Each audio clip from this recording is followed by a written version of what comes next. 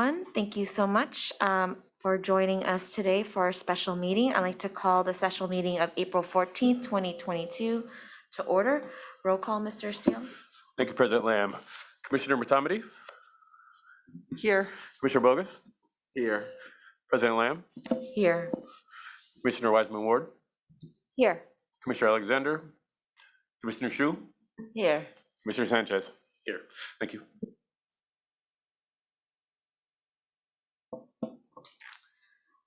Thank you for joining us. For general information, we have one informational item this evening, the presentation on California school finance by School Services of California. I'd like to introduce Mr. John Gray. Thank you so much for joining us. Well, thank you. Thank you very much. My name is John Gray, and I'm with the laboratory from Movie Theater. You either stand on this one or use one of these here, or you either draw your set up the way that. Okay.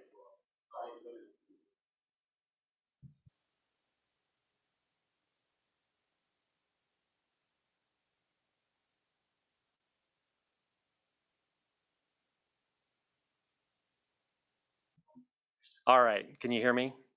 All right. Well, first of all, it's my pleasure to be here. I think you're starting it out the right way. What I'm going to talk about tonight is school finance and how it works in the state of California. And I'm going to go over the basics. I know you have some new commissioners and you have some that have been on the board for a while. So if you've been on the board for a while, you might already recognize some of this stuff, but it's going to be pretty basic. What I would encourage you to do is to invest in yourselves as trustees. There are all sorts of opportunities to educate yourself more on school finance. The Council of Great City Schools is an excellent source for that sort of training. The California School Boards Association, that is also an excellent source of that information. And it's not going to come to you right away. It's going to take some repetitions. And you'll find the longer you're on the board, the more all of this will make sense. So I do have a slide presentation, and I do have some attachments. And I was going to draw a few charts, but we'll have to see how that works. But in front of you, you should have a book. It's got a blue cover, and it's a book that our company has written since 1980, and it includes all of the history over school finance, how we've evolved over time as a state, over time. Oh, great. Okay, great. Thank you. And so some of the stuff I'm going to go over rather quickly, but it's there for your reading pleasure, right? It's got universities use it in their curriculum. They use it at USC, Cal Poly, Chico State, a few others. And I think it's just a good source and a reference for you as you go forward. So that looks like the handout. So if you can get the PowerPoint, that would be good.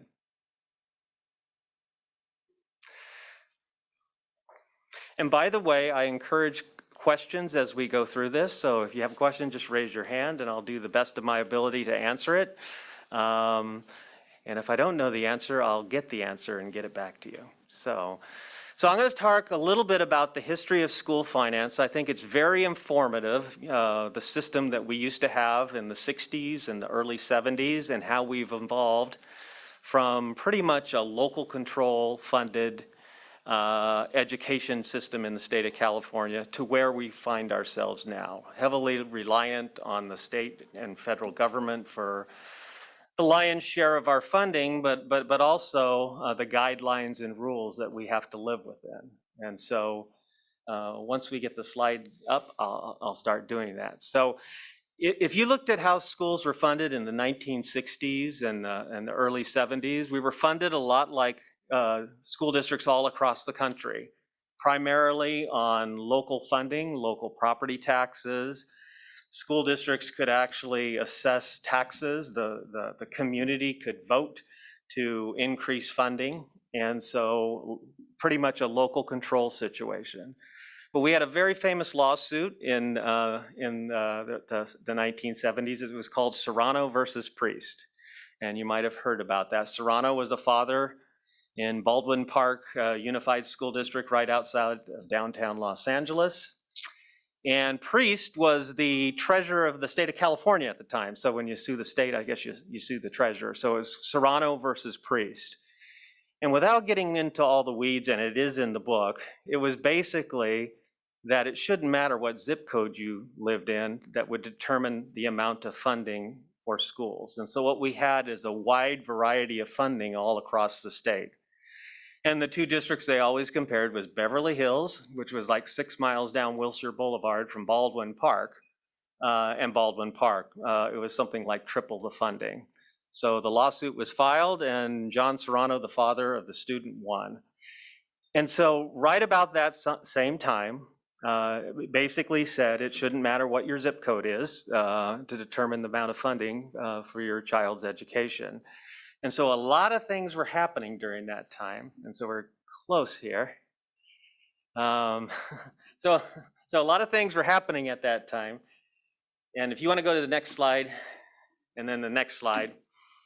And so you can see in 1971, 1972, 1978, we had a lot of things happening. First of all, we had a shift from pretty much complete local funding to, after the Serrano versus Priest, we were going to have to equalize funding over time, right? And so back then you couldn't just say, okay, Beverly Hills, we're going to take all your extra money and divide it, among other school districts, because they would have gone broke. Their operations were based on higher funding. So over time, the goal was to get equalized funding throughout the state of California based on the type of district you were in. And so they developed revenue limits, which is in our history.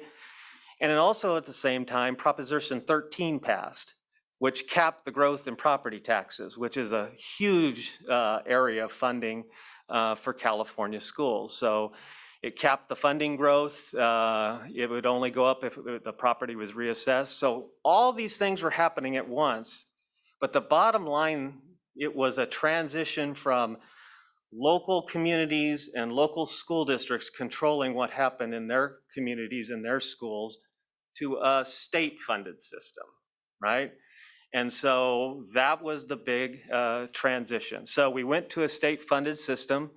So as the state of California goes, the financial fortunes of California, you're along for that ride. You're along for that ride. The other thing I want to point out on this slide, and it was in 1988, and I think this is important. Is this one working? Can I have the paper? So, is it working? Working? Okay, sorry. Where are those pins? Yeah, wherever the board can see it in the audience. I'm not going anywhere. We may have to do a little shift around for the Okay. mics in a moment. Okay. So, 88. Hear about this term a lot as trust is 98 is.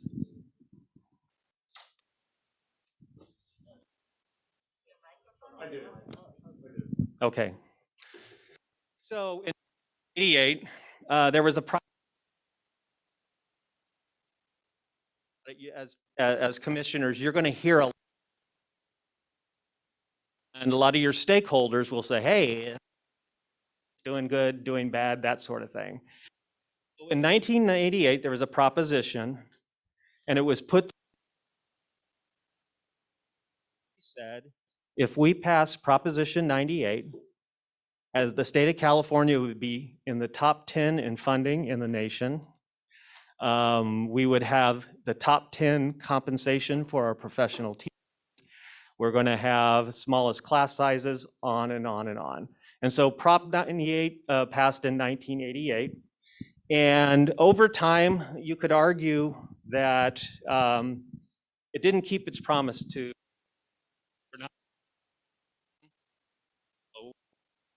anything.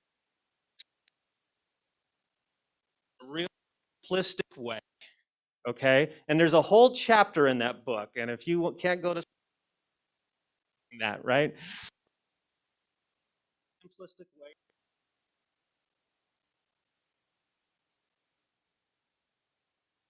If this is a state and it's a pie, it's a budget.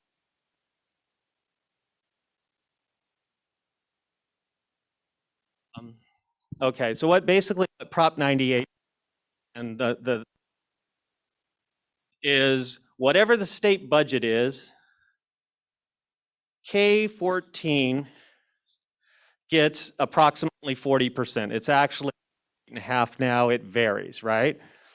So K-14 is actually TK-14 now, and so that so just consider, is it work? Oh, it's on and off. Okay, as you're okay, I'm okay. And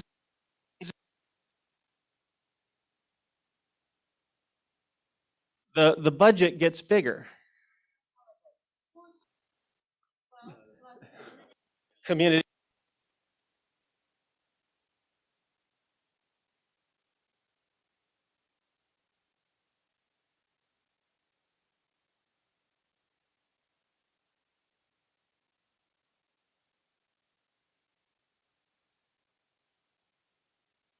We find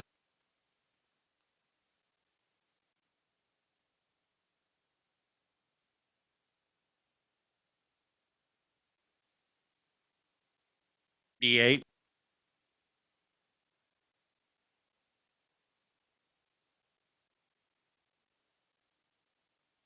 programs are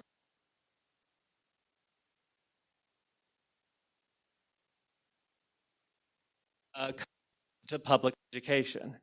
Now, it's meant to be sort of a minimum funding guarantee, but it's sort of turned into a ceiling because rarely have our elected officials in Sacramento said, you know what, this is what it generates, but we think we need to do more, maybe get closer to the national average, and that really hasn't happened.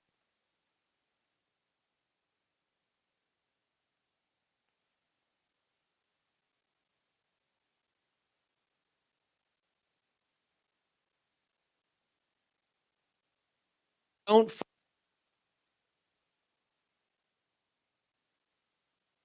it.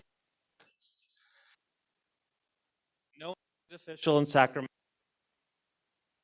want to go back to your local community and say, yeah, I voted not to fund public education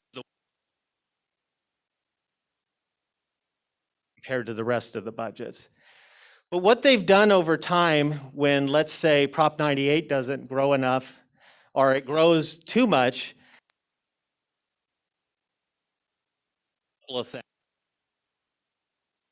say, you know what, this part of the budget, Prop 98,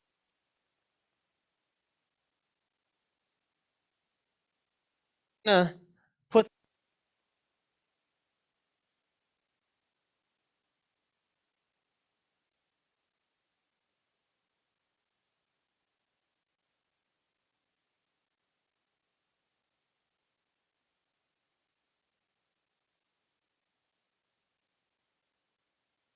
and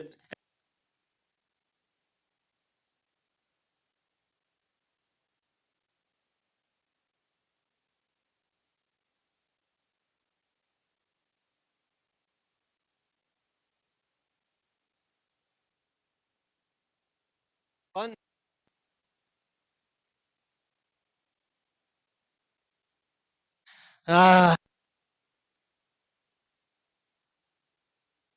This really belongs over here, right? It doesn't belong to fund. And then what happens is the budget pie gets smaller and you're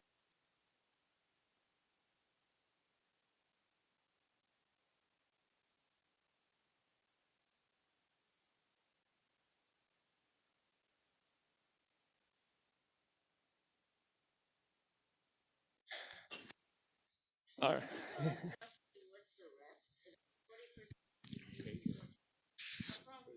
It's health, it's corrections. And by the way, a lot of this serves a lot of the same stakeholders we have here, right? And so when I things not to fund it, I don't crest a lot of help the same people we serve here. So so when I say that, you know, I'm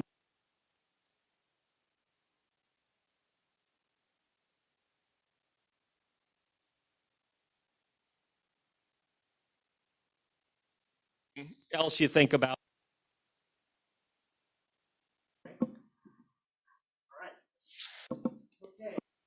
Rolling. So on this slide, John, I'm yes. so sorry. I just got notice that I think it's hard to hear maybe virtually, so Okay. unfortunately, we'll have to have you in front of the mic. Sorry to limit your presentation That's okay. flexibility. Thank you. Is this? Can you hear this now? All right. Okay. All right. I'll sit here. All right. So yes. Sorry. So that whole pie is the state's funding period? The state budget, yes. State budget. California And it state comes budget. all from Prop 98? So Prop 98 is that slice. Is that slice? I Right. see. Right. And so thinking of it simply, 40% of the budget is for K-14 through community colleges. And what's in there, that funds everything, whether it's your cost of living adjustment for, you know, the cost of doing business, whether they give you a new program like a categorical program as a program that has strings on it, things like that. Yes, Mark? So some states might have a smaller chunk of their state budget going into education, but actually more money going into education because their state budget is bigger than California's. Because California's is artificially reduced because of Prop 13, because the tax revenue has been suppressed. So the question is, in other states that actually fund more of public education, you're exactly right. They do get maybe a share from the state budget, but like in New Jersey, who gets twice as much funding as you do, they get it from property taxes that aren't capped at the growth that we have in California. And so Prop 13, I mean, you have to wait until properties are reassessed. There's the whole issue of commercial properties. And so that's a huge debate. But that's how other states are funding a lot more than we are in California. Yes. Yes. You do get some money from property taxes, but you don't get any more than the entitlement. And so I might have to draw that when we get to that. So, all right. So when it comes to the budget process, and this is a slide right out of the California School Boards Association. I work with them on several projects. And when you think about the budget, as a governance team, and when I think of the governance team, I think of that as the commissioners and the superintendent. And when I think about the budget, those are value-driven discussions. What do we value in our school district? Where are our priorities? What's our vision? What's our beliefs? So it's a lot of the what, right? What do we need to get done in our school district, whether it's to close the achievement gap, support our students? And so it's those high-level policy decisions. And so you can see it's a Venn diagram and the circles cross. And I place the superintendent kind of in the middle of that. And then you hire professionals, you hire experts in public education, you hire principals, you hire administrators, you hire all sorts of things, which are more skill-driven than value-driven. And it's their responsibility to execute the vision of the board as set forth in the budget. And so districts that function the best, the board is, again, a policy board. They have the vision of where we need to go as San Francisco. It's their beliefs. You represent the public and you set the direction. And then the execution, development of the budget is you leave that to the professionals with periodic checks. Are we accomplishing what we set out to do? So are you measuring it periodically? And so I wanted to start with that. And so as commissioners, maybe some of you someday will be experts in school finance, but I don't think you need to have to be an absolute expert to execute your responsibilities as commissioners. And so I think understanding the roles, and by the way, there's great trainings on this from CSBA, Council of Great City Schools. And it's one of the things that FCMAT looks at, the Fiscal Crisis Management Assistance Team. You know, is it a policy board, visions, belief, or are they in the weeds on the daily operations? So next slide. So in general, you don't have a lot of flexibility on revenues, and I'm going to get it specific in a few minutes. You know, you're not a business, you can't raise prices, right? You can't refuse service to very expensive students, right? Maybe they come with certain criteria. You can't refuse that. There's some things you can do on the edges, like getting kids to come to school more often, right? So you only get paid when they come. You can apply for grants, you can do things like that. But you're not a business. You can't just raise prices or just say, we're going to generate more revenue in general. Now, I will say, this district, probably more than any district I've ever worked with, has generated more local income than I've seen. I think you might, might be a couple higher, but that, you know, they're smaller districts and, you know, things like that. So when I say that you have limited flexibility on revenues, this district in particular has done an outstanding job of leveraging local resources, and you can only do that if you have the trust of the community. And so I'm going to go through the various revenue categories and talk about those a little specifically. And so again, can't raise prices, things like that. Your options are local revenues. And sincerely, I haven't seen a big district that has generated as much local revenue as this district. So limited flexibility on revenues. So where is your flexibility? It's on the expenditure side, right? You can't raise prices, things like that. But on the expenditure side, there's a lot of things, decisions you can make, right? The organization, how you're structuring your organization. Including your administrative staff, assistant superintendents, directors, principals, assistant principals, right? You go to various different districts and it's different, right? That's where you have discretion. Compensation of staff, right? You have an interest in attracting and retaining the best people possible, right? To carry out your visions and beliefs, right? So compensation of staff, right? How many staff you have. Right? There are a lot of districts that make decisions on staff based on their beliefs. There's a district down south. It's a pretty big unified school district. It's a high achieving school district. And that district says, you know what? We want the best dynamite teacher we can possibly get. So we think the key is to have very, very high compensation. And they do. And they pay for it by having bigger class sizes. They think an outstanding teacher can handle a few more kids. There are other districts that look at it differently and think the key is having smaller class sizes. So those are all discussions and decisions, and I'm not saying one's right and one isn't, but those are the types of discussions and things you can have as far as controlling your expenditures. The range of programs offered, I go to districts that have the bare minimum.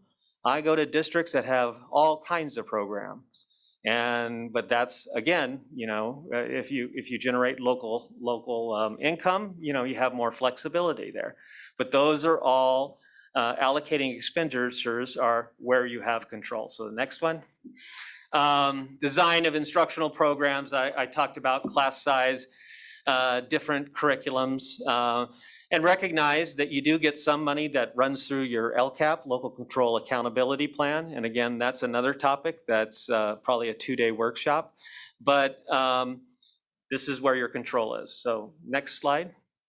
staffing for support programs, types and locations of facilities. So the message is you don't have complete control of your revenues where your control is on the expenditure side, okay? So next slide. And I preempted it. Go to the next slide. I already said that. Okay, so what is a budget? So in its simplest form, it's a plan of revenues and expenditures, right? And there's the typical form I see in school districts. There's this thing called the Standardized Account Code Structure. It's called SACS. And it's black and white. It's columns and numbers. And you do that. You have to. You're required to. You do those SACS programs. That's how you allocate your funds. It's part of your chart of accounts in your financial system. But if one of your parents picked it up or a stakeholder picked it up, they couldn't tell what was important in this district. They couldn't tell what you valued, what are the most important initiatives in your district, because it's just an accounting form. In the optimal form, it's a policy document, right? Nothing gets done in school districts unless there's funding behind them, whether it's hiring people or hiring materials, services, things like that. So ideally, and being integrated with your LCAP, I was very pleased before I came here. I went to your website, and you've got a lot of extra information out there to educate your stakeholders that I don't see everywhere, just to be candid. And so what I've seen, I mean, I could read it as a layperson, I could see what was important in this district. And so it's a communication document to the community, because as commissioners, you know, that's who you represent. You got to be able to say, here's what we're doing, and being transparent. So I was pleased with the documentation I was able to see on your website. So next slide. Okay, it's a management oversight document. It's fiscal accountability, right? There's financial accountability. You have to report up to CDE. It's program accountability, personnel accountability. Again, execution of the budget. So if the board of trustee or the commissioners approve a budget, are people staying within that budget? Or are they just blowing through the budget? Or are they not honoring the budget by saying, you know, this might be important to the board, but, you know, not so much, right? And so it's that oversight document, and holding principals and various managers responsible for their budget. So the maintenance budget, if you allocate $5 million, they better not spend $7 million. So next. And the other thing that's going to be confusing, I think, to you is that, and I'm not inside Myung's head, but I know that he usually has 3 budgets in his head at one time. Actually, he probably has 5. He's doing the 2 subsequent years. But it's an ongoing process all the time. So you just closed out last year in December, right? Why is that important? Well, that's your beginning balance for the current year, right? And so you have all these tasks going on with last year. You're in this year. This budget is going, right? You allocated the dollars, you hired the people, the students are coming in. And so this budget is operational. But I have to tell you, your team's head is thinking about next year, right? And that's when you have the biggest impact on the budget is, so right now we're in the process of looking at 22, 23, and I'll go through the budget process.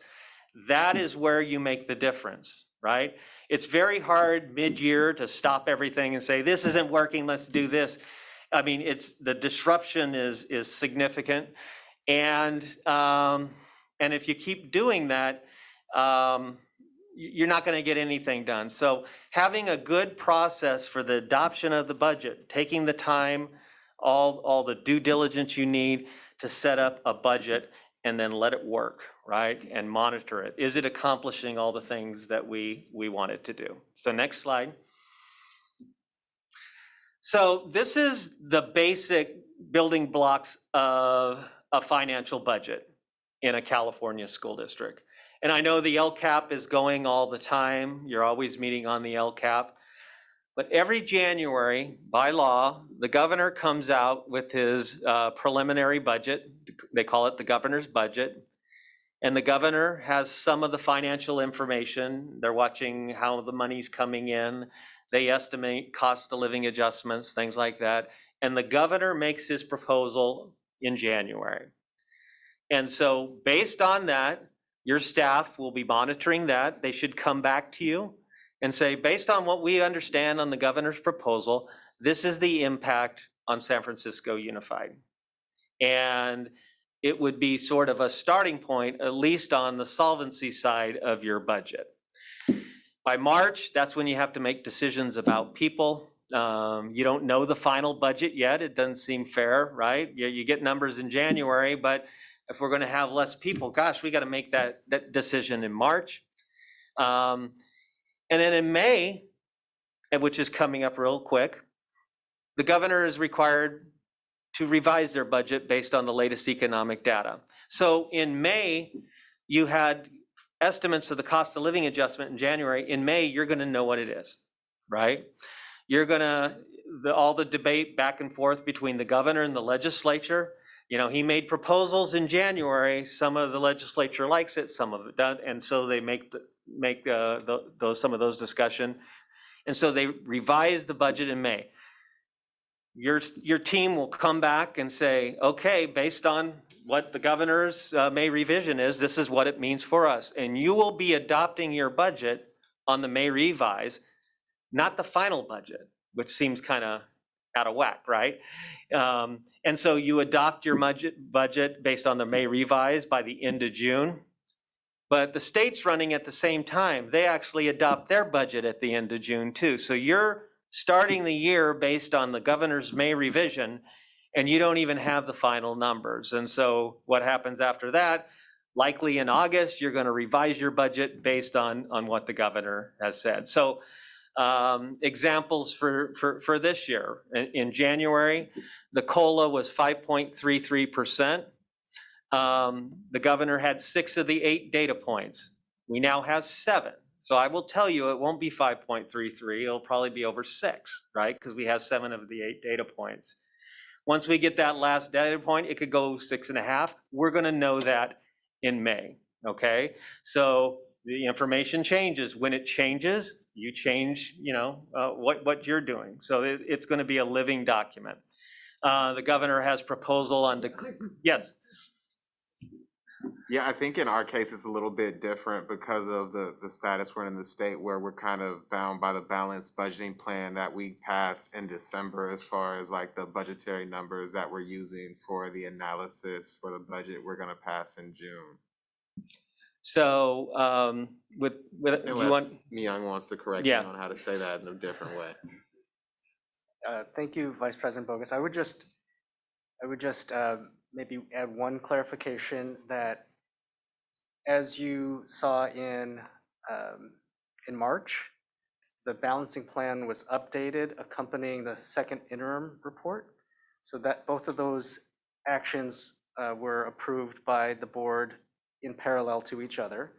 And that updated the balancing plan, which had previously been approved in December, accompanying the first interim report.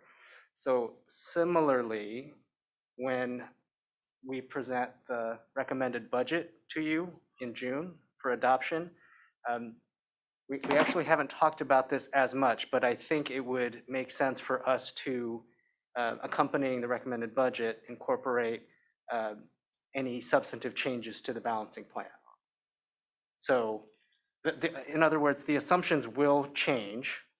So the balancing plan itself will evolve, whether it stands as a separate document or whether it's folded into the recommended budget. And the assumptions, as Mr. Gray is saying, that are updated by the governor in the May revision or the May revise, as we call it sometimes, that will also be incorporated. Any new information from the May revision will be incorporated in the assumptions underlying the recommended budget. Yes, and I think what I was just trying to highlight is that we wouldn't be in a place to make additional long-term spending commitments unless things in the budget allowed us to have like multi-year money or things like that. But that we're kind of sticking to the constraints that are put into the balanced budgeting plan, but making modifications based on things that are changing on the state level. Yes, that is true. And one of, as you point out, Vice President Bogus, one of the key things that we'll all want to be paying close attention to is in the May revision as the next milestone, what of the improvements in revenues, if any, take the form of unrestricted, ongoing funds, first and foremost through improvements to the local control funding formula, versus one-time funds, restricted, sometimes known as categorical programs that are also, you know, some dollars worth of new money, but not to be relied on for addressing our structural ongoing deficit. That was a lot more helpful than what I said at first. Thank you so much. Yeah, for that. yeah. So this May revise is going to be positive. I mean, I can say that, because, you know, we have 7 of the 8 data points on the COLA. I know it's not going down. I know it's going up. And as Mr. Lee said, you revised your budget on the most recent information. So changes to the LCFF should help with that. But if some of the money comes in different forms for specific purposes, maybe not. Maybe not. Okay. All right, so that's the budget development process. If you want to go to the next slide. Yes. So between May and June, it says hold public hearings for the LCAP and budget. Yes. So what would you expect to see? We do a great job of holding public hearings around the budget specifically. What would you expect to see from a typical series of LCAP public hearings? Well, what I've seen in presentations? other districts, and it varies, and I'll just be candid, there's some districts that really embrace the LCAP, and there's others that aren't as much. And so typically we would see maybe a presentation of the LCAP, maybe done by some of the committee members, things like that. That's typically what I see. And so obviously get the materials in advance so the commissioners can read it in advance. But typically, you know, sort of a presentation like a similar to a budget presentation. So an overview of the LCAP goals, implementation, the measures, the actions, and then the progress towards goal. I've seen all of that, yes. Okay. Yeah. Yeah, and I think that would be a discussion the commission would have with staff. You know, what would be helpful for the commissioners to make good decisions. It's like budget revisions. Prior to school services, I spent 10 years doing what Myung did in Fresno Unified. It's a big school district with 77,000 kids, and you know, initially when I started, a lot of our, the equivalent of commissioners, they were board members, really had a hard time understanding our budget revisions. And so over time, we worked up with a methodology that worked for the board, right? Because the board are making, when you revise the budget and approve the budget, you kind of got to know what's in that, right? And so we were giving it to them in a form that made sense to us, but it didn't make sense to them. So over time, through budget workshops, we got feedback. It'd be helpful if you could add a column here that, you know, showed this, or you could put some text here. So, but that comes over time. Okay. All right, so the budget process, here, these are the big, what I would call the big 5 of when you actually take action on the budget. The first is you adopt your budget by July 1st, you know, and it's off the May revise.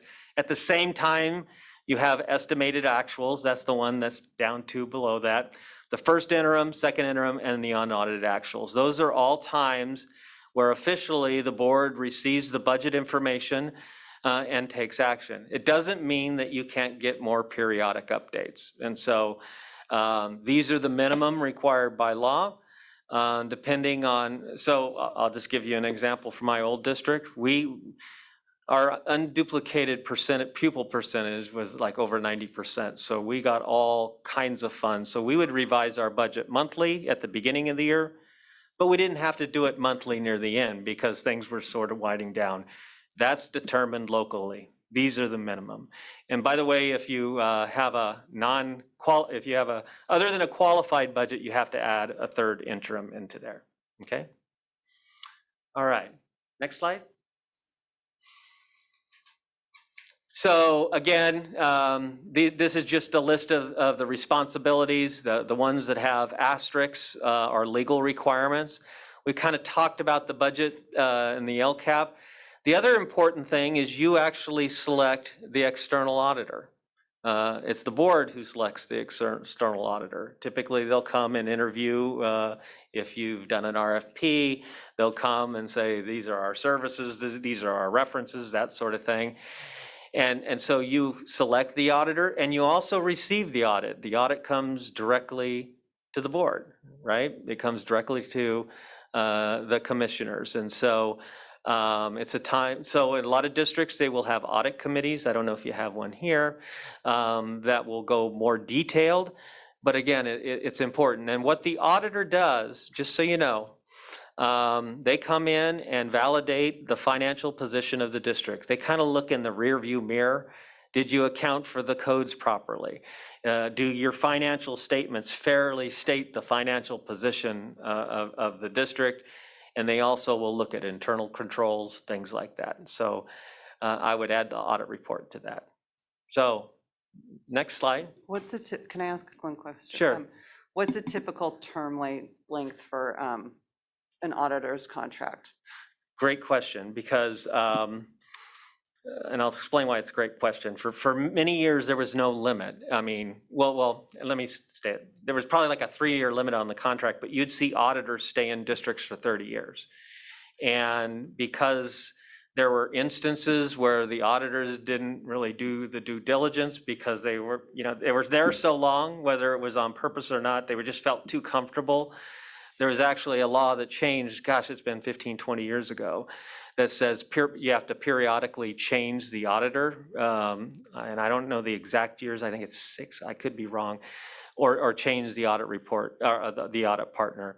So I think it depends on the district. I think it's a best practice periodically have a fresh set of eyes, right, to come in and with less familiarity with the district. But I will tell you, when a new audit firm comes in, typically the cost is a little higher because in order to get comfortable, they have to do a lot of work in the first year.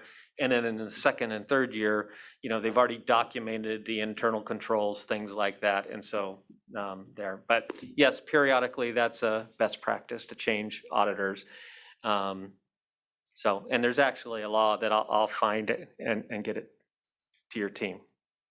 Okay. All right. So where does your money come from? And so I picked 2021. That's the last year you've actually closed the books, right? So it's not estimates. We're not budgeting for this. This is what we actually spent. And I will agree that 2021 was probably a very unusual year for you. Right? Schools were closed down in most districts. I mean, it was not a typical year. And what I saw in a lot of districts is, planned expenditures not happening. We didn't pay subs because we didn't have substitute teachers, things like that. It's amazing how much you can save when you're not heating schools or cooling schools. And so statewide, we saw pretty significant change in expenditure patterns.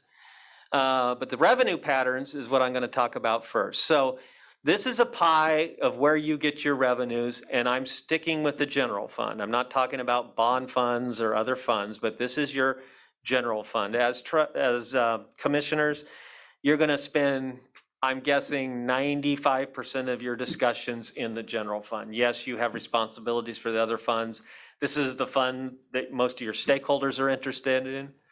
And so if you look how you get your money, you get a little over half out of the local control funding formula. And I will tell you, that is low as a percentage. I'm used to seeing 75, 80%, right?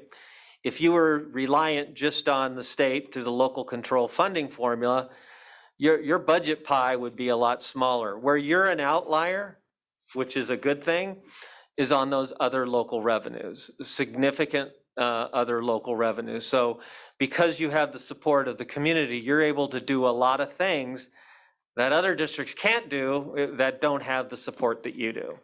And that's why the trust of the community is so important. It's them who step up to provide all that extra funding. So you get a little bit of funding from the federal government, and then you get other state funding that's not local control funding formula. So I thought what I'd do is I'd go through the next slides and talk about each category. So what is the big driver of your funding? It's average daily attendance. It's kids coming to school. It is the biggest driver. It drives your revenues. Your enrollment drives your staffing, how many people we need to service those kids. And so ADA is the big driver. Now, we've taken a hit as a state recently. We've had a huge out-migration of students out of the state. We've seen a shift within the state. During the last big recession, we saw a big shift where the urban districts like yours lost enrollment. They all moved over to Sacramento or Stockton or down south to, Riverside. It was a big shift of populations. The urbans lost, all those districts in the Central Valley or inland grew dramatically because if you remember, it was really easy to get home loans and people were buying these big houses and moving inland. When that crashed, we saw another migration. Those districts began declining and the urbans started to grow again. This is different. This is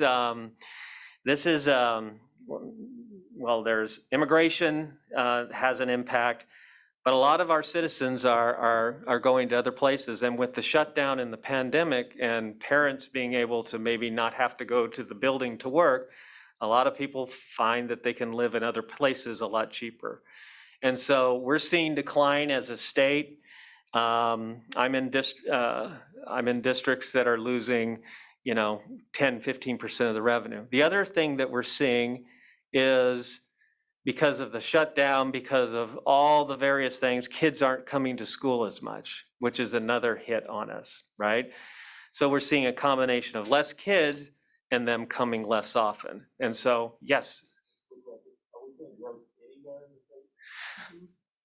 Are we seeing growth anywhere in the state?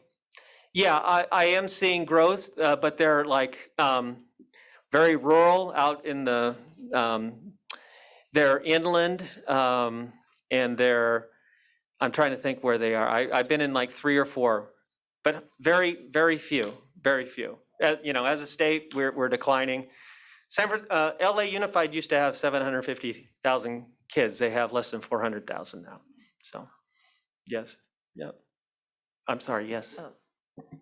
Thank you. I have a question. This might be a little in the weeds and hopefully won't be relevant for forever, but are there exceptions to the ADA being the biggest driver when, for example, during the pandemic, well, right now, for example, there are if you are positive for COVID, you cannot, like there are rules that say you cannot go for a certain period of time. So I'm assuming that there's been exceptions made where folks can't be punished because of a pandemic that's now endemic. Yeah. So there is a recognition on the state level that we are in weird times. And so when we shut down in March, it was clear, right? We're not going to have kids coming to school, and we weren't ready for distance learning, all of that.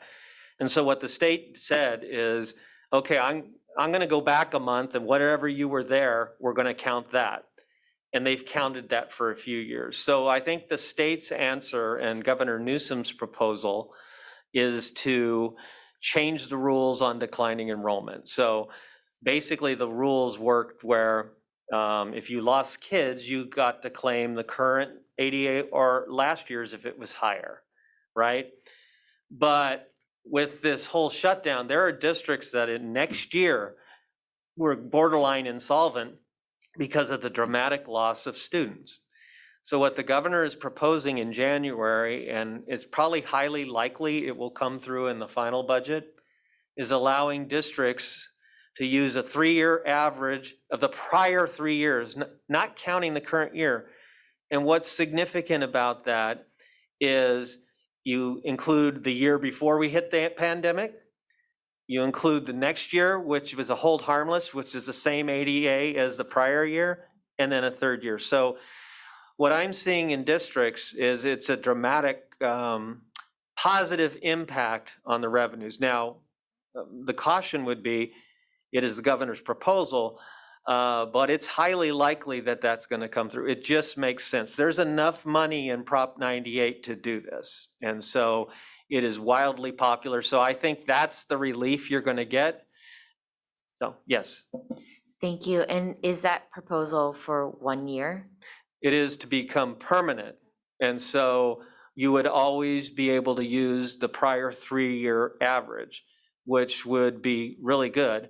We do the 3-year average for the UPP and things like that. So yeah, it is proposed to be permanent. And now caution here is, okay, you start using it, but if you keep declining, it's still going to be financially tough. Let me just say that. So it's not the frozen, it's not the 3 years like starting now, it's every year you go back. It is change, it's not like permanent, the change is permanent, but the number keeps adjusting because the. Yes, Okay, I'm that sorry, I didn't- thank wasn't, you. yes. Okay. So it would roll, so that's the caution. It does help significantly, but as you roll down, it's going to follow you. And it will be more beneficial than using the prior year. But, so I would call it a soft landing is what I would call it. Yeah. Yeah, and the state of California doesn't have an interest in taking over 35 school districts that can't make it work, right? And there's enough money in Prop 98, and it really makes sense. What we're hoping for is maybe some more relief on, the fact that the ADA to enrollment ratio is so far off. I'm seeing districts that have been at 95% for many years, and they're like at 75, right? So that's another financial hit, but we'll be a lot smarter in May. All right? Yes. Just clarification. ADA, what if a student only comes for one class? Does that student count as having attended that day or? Well, so in elementary school, if they come, right? In maybe middle school or high school with period attendance, I believe if they come the one period, they're counted as there for that purpose, right? But if they don't come, obviously they aren't counted. And so we actually had a system in the past where you got funded for the ADA, and you also got funded for kids who didn't come, but if they had a doctor's note, things like that. That went away several years ago, and so now it's just, are they coming or not? And this current ADA, is it the current year's ADA? Like, So- what the proposal is for the 3-year average, but Yeah, so. the current system is what? Yeah, the proposal, so if you're declining like this, right? And I have a slide that will show it. Declining enrollment is devastating financially. It's hard to deal with. You lose money far faster than you are able to shed expenditures. You lose one kid, and if you get $10,000 for that kid, you lose $10,000. Where are you going to save that 10,000? You're not going to get rid of a teacher, right? You might save a little on books or things like that. No, what I'm asking is, the current ADA, is it, for example, the 10-day, like in August? Is that the number? No, or it's just past years. So, I'm getting- okay, I see what you're saying. I answered the wrong question. So the ADA is measured each year at a thing they call P2, which is in April, right? And so what most districts have, so you don't, I don't know if you've reached your P2 or not, but you're really close. So you're going to know your ADA for this year really soon. And my guess, and I don't know this, most districts, your ADA this year is going to be less than the ADAs that you had in the prior years. So this proposal lets you not to be funded on this year or the prior year. It takes those prior 3 years, gives you an average, which should help you significantly because you basically count 2 years before the pandemic. I understand the average part. I was just Okay. saying, so by April, from August to April, the ADA. Yes. If the proposal doesn't pass, this, 2021, August to 2022, April, the ADA is supposed to be used for 22, 23. 22, 23. Right. But the proposal is to average. I guess. Right, Okay. and that's the angst everyone has had, is if I have to use this year's ADA for my funding next year, that's a significant cliff. And I think most well, I can't speak for all, there would be many districts that I would worry about them remaining solvent. And I think the state shares that. And that's why there is this proposal. It's recognizing what this has done, so. Okay, so ADA is the driver of your funding. All right, next slide. So I might do a chart on this, and I'm sorry if I do that.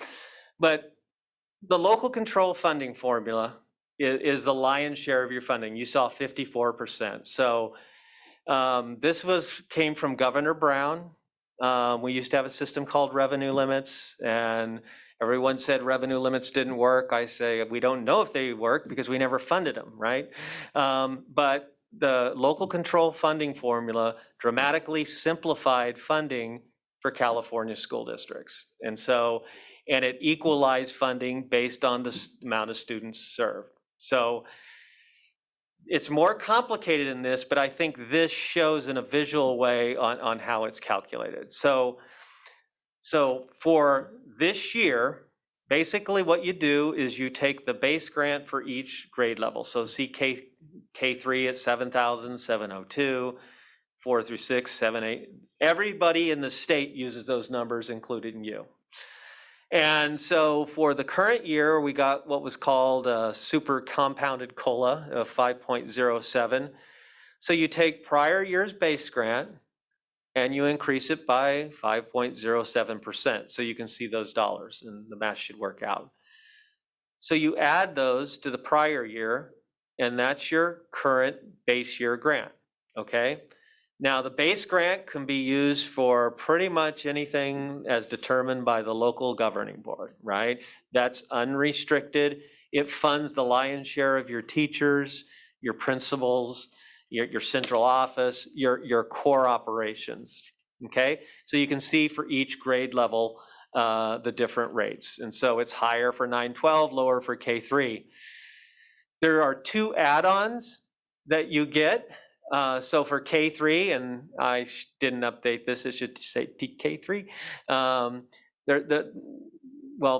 There's an add-on. It's called grade span adjustment. So the governor's idea at the time was use those dollars to lower class sizes in those grades, right? And so you get that add-on. There is an exception. If you have a locally bargained agreement with your teachers association, you could agree not to lower those class sizes and use that money for something else, but I don't see that very often. I typically see that in districts where they don't get a lot of extra funding, and the thought would be, let's put that on salary. But you would have to have a locally collective bargaining agreement. Yes? Can you let us know why there's different amounts for K3 as opposed to 9-12? Right. So under the old system, we had elementary school districts, we had unified school districts, and high school districts. And they each had different statewide averages. And the thought being at the time, and I wasn't around when they did this, I was in probably school at the time, they said basically it costs more to run a high school than it does an elementary school. And the primary reason they gave was that instead of self-contained classrooms all day for the lower grades, in high schools, the kids often will go 6 periods, but the teachers will teach 5. So you need more staff to staff a high school. And so way back when, they made a decision that it costs more on the old system, and they carried it through on the current system. So, yeah. I wish I had a better answer. Well, All right.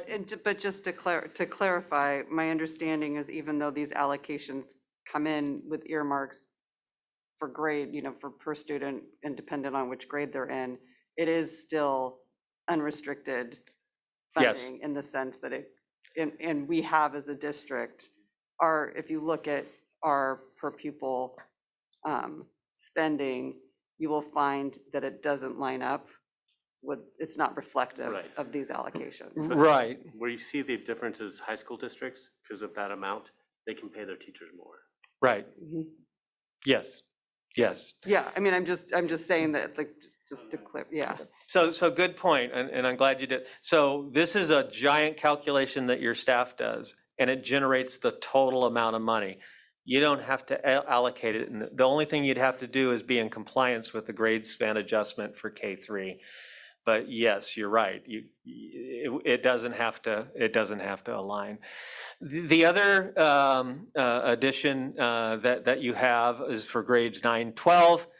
And basically that's CTE dollars. There used to be a lot of separate funding for CTE, career technical education. Governor Brown at the time said, well, there's money right there for it, but it's not restricted. So you could use it for career technical education or you could use it for any other purpose, but it is an add-on. But it's the recognition from the state, I'm giving you money for that, okay? All right, so you get your new base grants. So if you go to the next slide. And so, so there's some additional add-ons and my background's in finance. And so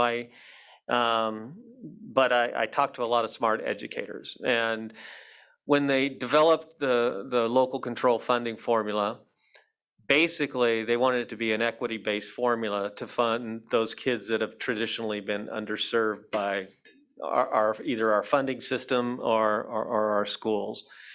And so there's probably 20 different data points on who the kids are that need that extra boost to maybe to close the achievement gap. And so at the time, Governor Brown with his team decided on 3. And that is free and reduced price meal students, right? English learners, and foster youth. Now, foster youth technically are part of the free and reduced, so it's more symbolic. So there's really 2 data points. And so if you're okay, I'm going to draw one more chart. Is that okay? Hopefully the mic will do. But I think it's how I think about it.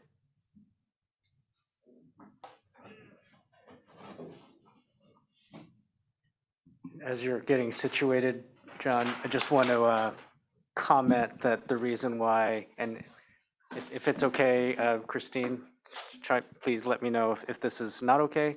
I know that we're required to have the public who's here be able to follow the discussion. So if it's okay for Mr. Gray to draw the visual, and then as we did with the last time, just make it viewable by members of the public after he's finished drawing. Okay, thank you. Okay, thank you. All right, so how to think about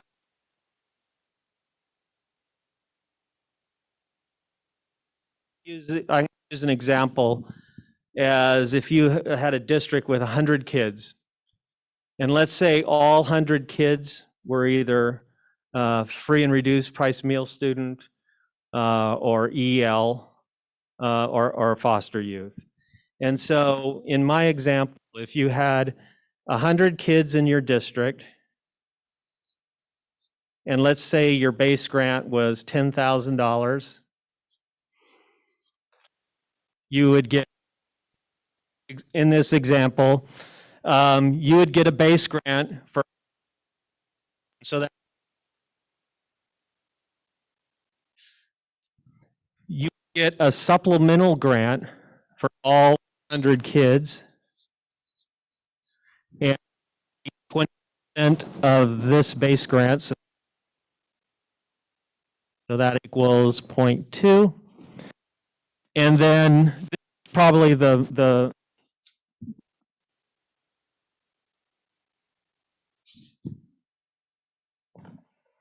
this is probably the most controversial part of the formula, and it's called the concentration grant.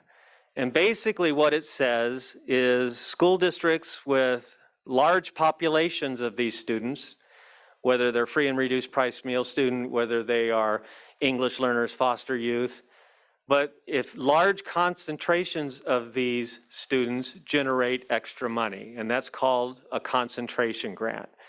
And when the formula came out, it was 50%. Just recently, they added 15% of it. So for districts with populations, entire district populations in excess of 55%, the amount of students they had over 55% get that concentration grant. So that would be $6,500. So they would get the equivalent of $6,500 for those extra students. But what it says is it's for that population over 55%, okay? So what that would mean, if I had 100 kids and all 100 would qualify, that means for 45 kids, I would get that 6,500, which I wrote it down, which is an extra 2.2 million or something like that. The reason I spent a little time on that, I looked at your unduplicated percentage and you're at like, I think 58 or 59. And so you have significant populations that need extra support, but because as a district as a whole, you don't meet this criteria, you don't play very much in this. And this is one of the hottest debated items in Sacramento, because there are a lot of districts that, there's one up in Sacramento where they're right at 55%, they don't get any, but they have schools that are in just very impoverished areas with tons of English learners with the same challenges as maybe a school just like it in another district, and they don't get those funds. So that's one of the areas where there's a lot of debate if you're going to tweak a formula. And so my former district, Fresno, they're at 90%. So they get tons of concentration grant money. And so because of your demographics, you're not a big player in the concentration funding. So I'll turn this around and I'll sit down. I have a question about the supplemental and concentration grants. Yes. Are those, so how, I guess, I remember there being a lawsuit last year where it was emphasized that those funds are to follow the students. In the past, it had been less clear and it had been similar to like what we had just talked about as far as the per pupil funding per grade. And so it was more like a general fund allocation. And have there been, am I remembering correctly that there are now greater requirements around demonstrating that those are serving the students that they are targeted for? So yes, but it is a story. So when this came out, there was really no guidance at all. And a lot of districts just held on to them because they didn't know what to do because the state hadn't given any guidance. So let me tackle it this way. These come to you as unrestricted. Yes, those kids generate those dollars, but when you look at the accounting codes, it shows up in your unrestricted general fund, right? And there isn't necessarily a dollar per dollar requirement, but the LCAP is supposed to guide the use of those funds. So we say they're unrestricted, but they're targeted by what's in your LCAP. And so, we migrated from not knowing what to do with them to, okay, all right, these are targeted by the LCAP. There were some of your stakeholders will say it's unrestricted, you can do what you want with them. You'll have other stakeholders that will disagree with that, but it all goes back to the LCAP, right? And so what was happening in some districts across the state is they'd allocate those funds, but they wouldn't spend them all. And they would fall to the bottom line. And a lot of districts would say, okay, it's in the bottom line now, so now they're just completely unrestricted.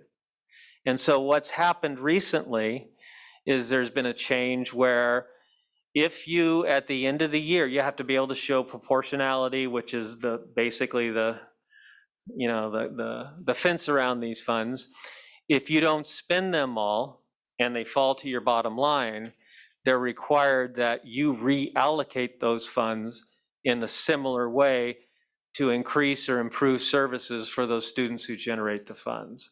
And that was not a prior requirement. So if you allocated $1 million and you only spent $500,000, it would fall to the bottom line, and a lot of districts would say, okay, those are unrestricted now.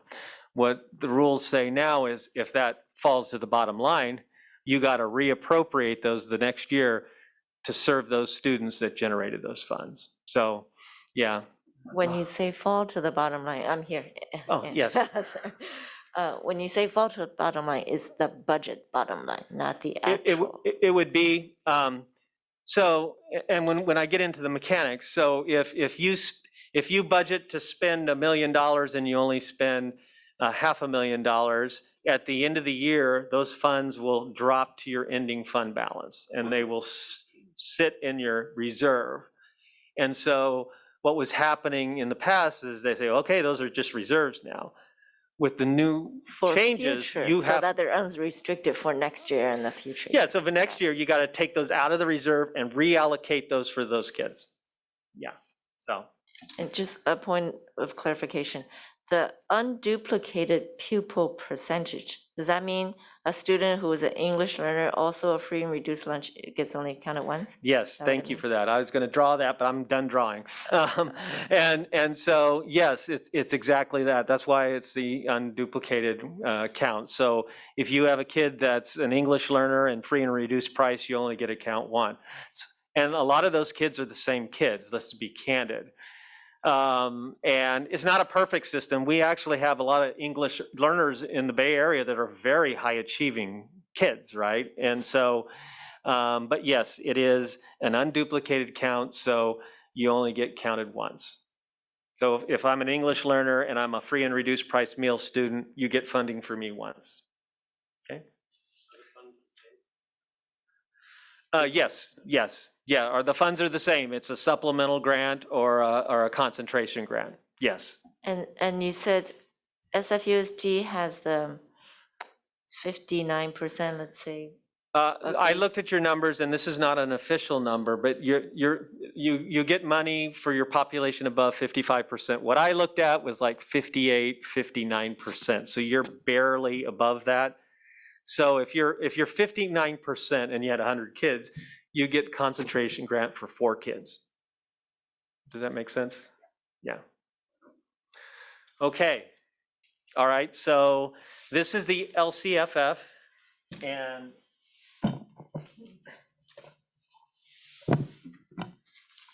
so I do have a supplemental form here. I don't know if you can put it up on the screen. And I want to just take you through this really quick. So the state of California collects all your financial data. When you submit your SACS reports, it goes up to CDE. The controller's office looks at it. And so all of your financial information ends up at the state level. And so what happens commonly when districts, like if you got in financial trouble, things like that, outsiders would look, how much you get per student, how much you spend per student. But I think it's helpful as commissioners, because you get a lot of questions from parents and stakeholders about your funding. So And by the way, I just picked these, I picked these. I didn't consult with your staff. So you're a unified, so I picked unifieds. And you're a big unified, so I threw in LA, San Diego, Long Beach, Fresno. But I also included unifieds in the Bay Area that you may or may not be familiar with. And so if you go to page 3, you can just see over time. And by the way, this is the latest state certified data. It's closed books, so it's not estimates. And so this is what outsiders would look at. So you can see your, ADA over time. And you can see there's a lot of declining enrollment districts. But let's go to the next page, page 4. And I'll take a minute to explain what this is. Okay, so this is just your general fund, and what all they're doing is taking all the dollars you get by revenue category and divided it by your ADA. That's how you can compare to another district that might be bigger or smaller. Does that make sense? You put it on a per ADA basis. And so let's start with the bottom. The bottom is your unrestricted general fund. So that's your solvency fund. It's primarily your LCFF, things like that. And so it's sorted by that LCFF revenue per ADA column. And so you can see on a per ADA basis how you rank. So you get less LCFF on a per student basis than the all unified district average. So that's a statewide average. The comparative group are the districts in the group. And so for LCFF funding, your primary unrestricted general fund dollars that the local board has the lion's share of discretion on, you can see how you rank. And so those districts that get more, just because I've been in them, I know a lot about Oakland and Stockton and Fresno and LA. They have more students that are either free and reduced price meal students, English learners, or foster youth. And so you can see the differences. And if you go to the bottom, San Ramon Valley, they have very few of those students. So from the LCFF, they're lower funded. And so all those numbers I showed you go into this big giant pot. But this is sort of a way to see, in fact, how do you compare against those other districts. So if you turn to the next page, this is where I got the number. That UPP on page 5, you can see that's the unduplicated pupil percentage, right? You don't get to double count them. And so you're right at 58.83%. So you do get some concentration grant dollars, but not a lot. But look at my old district at the top, close to 90%, and they get a lot more. LA, Stockton. And so understanding your demographics tell the story of your revenue picture. So you're not a high funded district. Yes. May I interject just with one quick observation on these data? This sort of depicts, I think, a comment that we've discussed for a long time since the LCFF was implemented, which is there is no differentiation across districts through the LCFF for cost of living.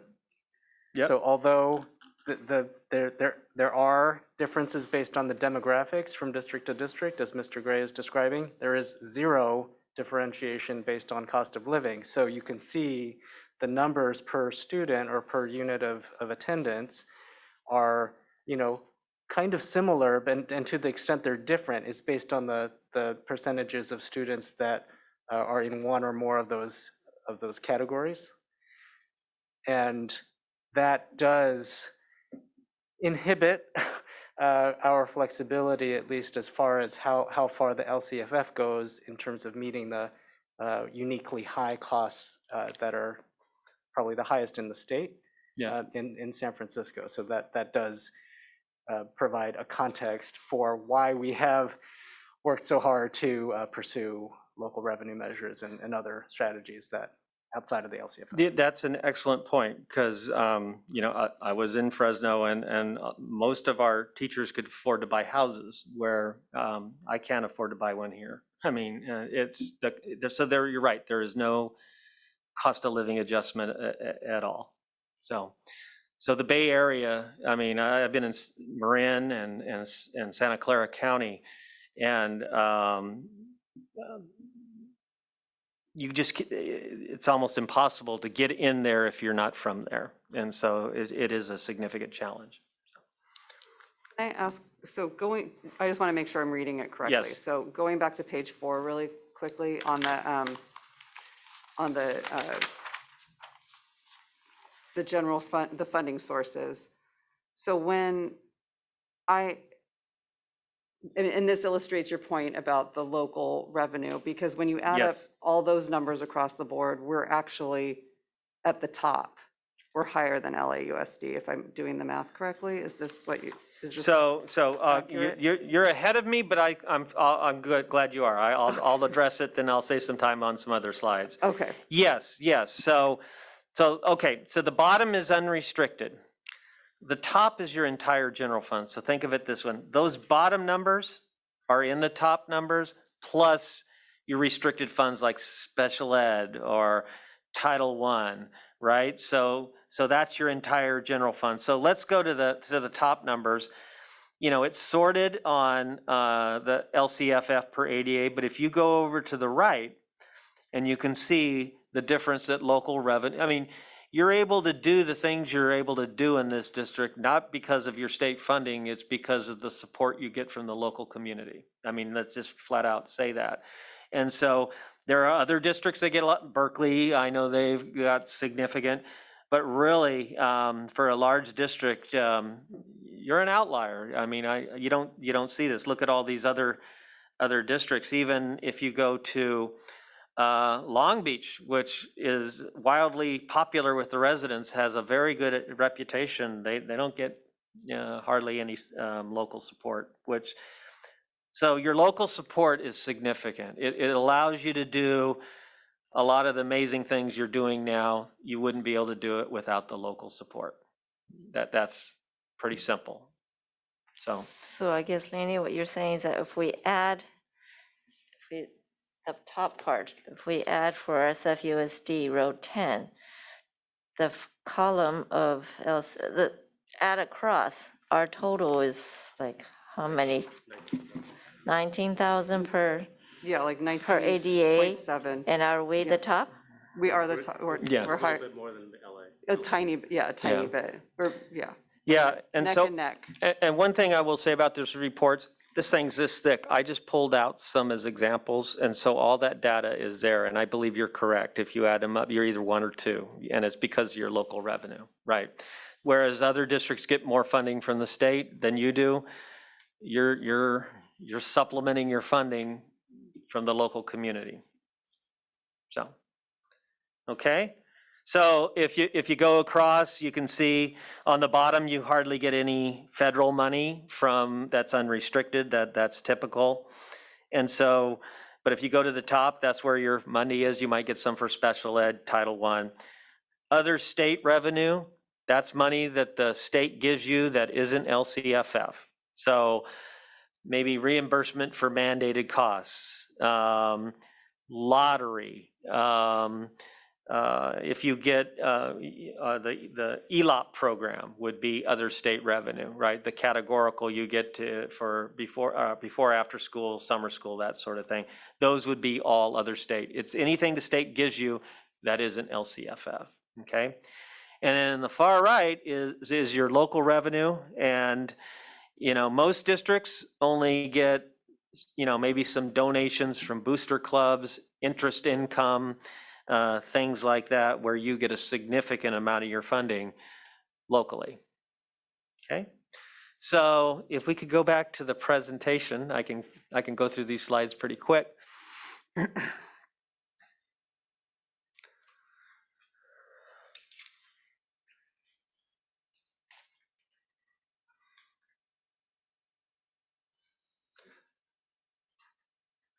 Okay, so, all right, so next slide.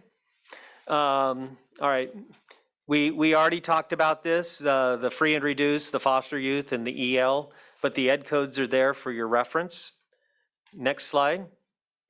So these are the types of federal revenues most districts get. I'm not saying you get all of these. This is what I see in most districts. Again, you're not a big recipient of federal funds. When you get federal funds, they usually have strings attached, meaning here they are, but this is what you're required to do with it. And by the way, the auditors are going to come and make sure you did what you're supposed to do with it. The exception, you can see those ESSER dollars, 1, 2, and 3, those are those one-time dollars that we got from the federal government. They were one-time in nature. But in general, ongoing funding from the federal government's fairly limited, almost none unrestricted, and the ones that you do get are restricted. Okay, next slide. These are, and I talked about these, this is the other state funds. Here's some examples: lottery, mandated block grant, state funding related to special ed, that new categorical expanded learning opportunities grant. Next slide. And local revenues, this is not yours, but in yours you would put all those other local revenues. Again, this tends to be a very minor source of funding for almost all school districts.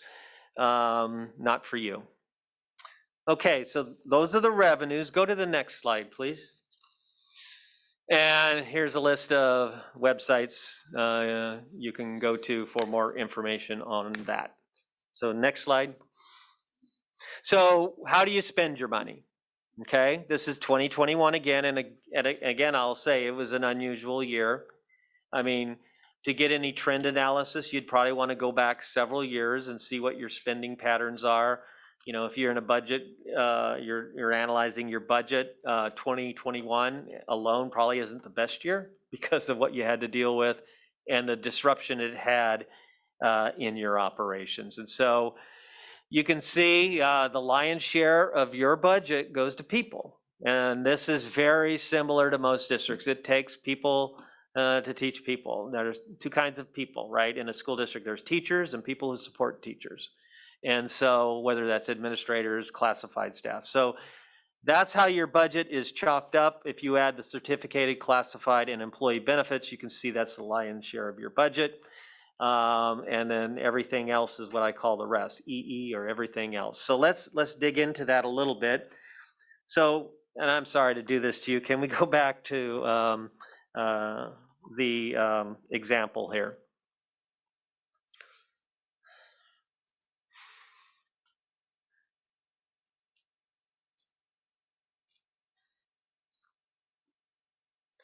And I'm on page 7 of the handout, and I can start talking. So this is certificated management salary. So these are people that work for you that are certificated or have a teaching credential that is not management. So in most districts, that's obviously your teachers. In some districts, it's counselors. Some districts, you add psychs, things like that. And so this is on a per ADA basis what you're spending, typically for teachers that are in your bargaining units. I'll just say it that way, okay? And if you look at the bottom numbers, you know, you're right in line with your funding, kind of, right in the middle. But if you go to the top, it's all that extra funding. And so you're putting a lot of money into teachers. And so a lot goes into that number. So does the salary schedule have an impact on the total number? I would say, yeah. If your salaries are higher, it'll make the higher number. If they're lower, they'll make the lower number. Does it matter how many you have? Yeah. If you have more teachers, that will drive that number up, right? What about seniority? If you have senior teachers, the way salary schedules work, they cost more. So a lot goes into that number. And so, but again, if you just look at the unrestricted, you know, you're kind of right in line and you're raking with the funding, but you're funding a lot of those extras out, I'm guessing, out of your local dollars. And so, so you're number one as far as the amount you're spending per ADA. I'm sorry, I'm not understanding. What's the difference between the certificated on top and the unrestricted certificate on the bottom? Yeah, okay, so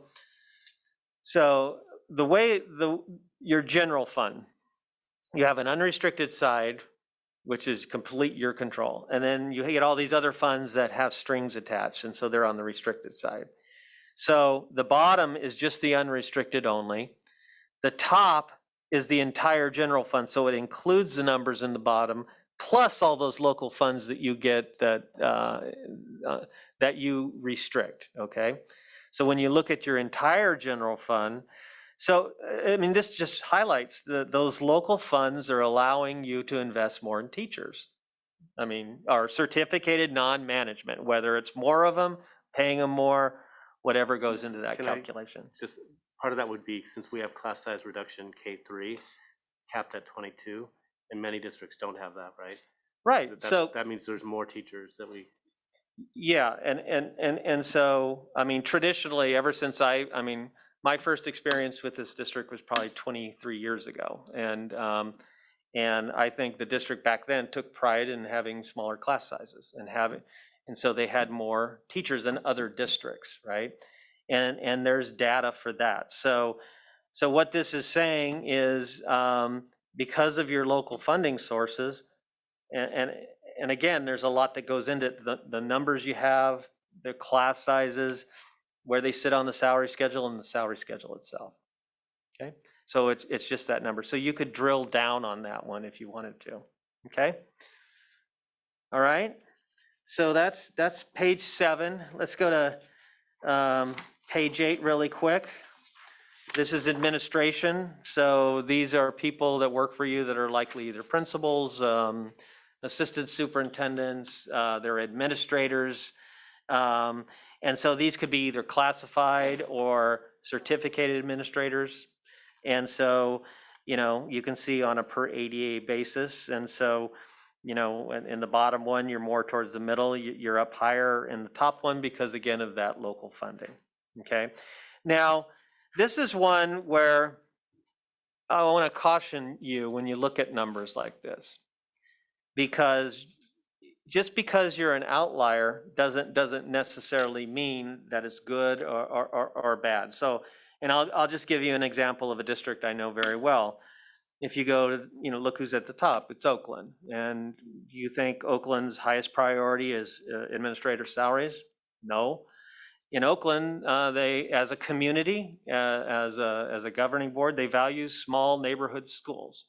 So they have really small schools, but each one of those schools has a principal. And so, they're always going to be higher there if they're going to have smaller schools. And that's what wildly important to that community. So again, just because you're an outlier doesn't necessarily mean it's wrong, good, bad, or indifferent. It's just, but it can query you to investigate further, if that makes sense. Okay, so let's go to the next slide, page 9. This is what you're spending on your classified workforce that's not management. So think custodians or plant managers. If you had bus drivers, if you have clerical people in the office, if you have maintenance workers, typically they're in this category. para-educators? Para-educators, so if you had aides in the classroom, they would be in there, so yes. And so again, you can see where you rank. And again, going to the top with all those local funds allows you to do more. And then the next one, page 10, these are your employee benefits. So this is everything you're paying on behalf of your employees that aren't salary. And you can break this down even further if you need to, but this is the health benefits, the retirement, STIRS for teachers. Now I believe your classified aren't in PERS, so you have a different retirement system, but that's all in here. And so, you can see the lion's share of your funding is when you add these classifications together. And then finally, page 11, this is what you're paying on an ongoing basis for retiree benefits And so it doesn't represent your entire other post-employment benefit obligation. It represents what you're paying on an ongoing basis. It's retiree benefits for people who no longer work here. And so if you go to page 12, and if I'm going too fast, let me know. This just adds it all together. And so this is what you're spending on people, and you can look up and down.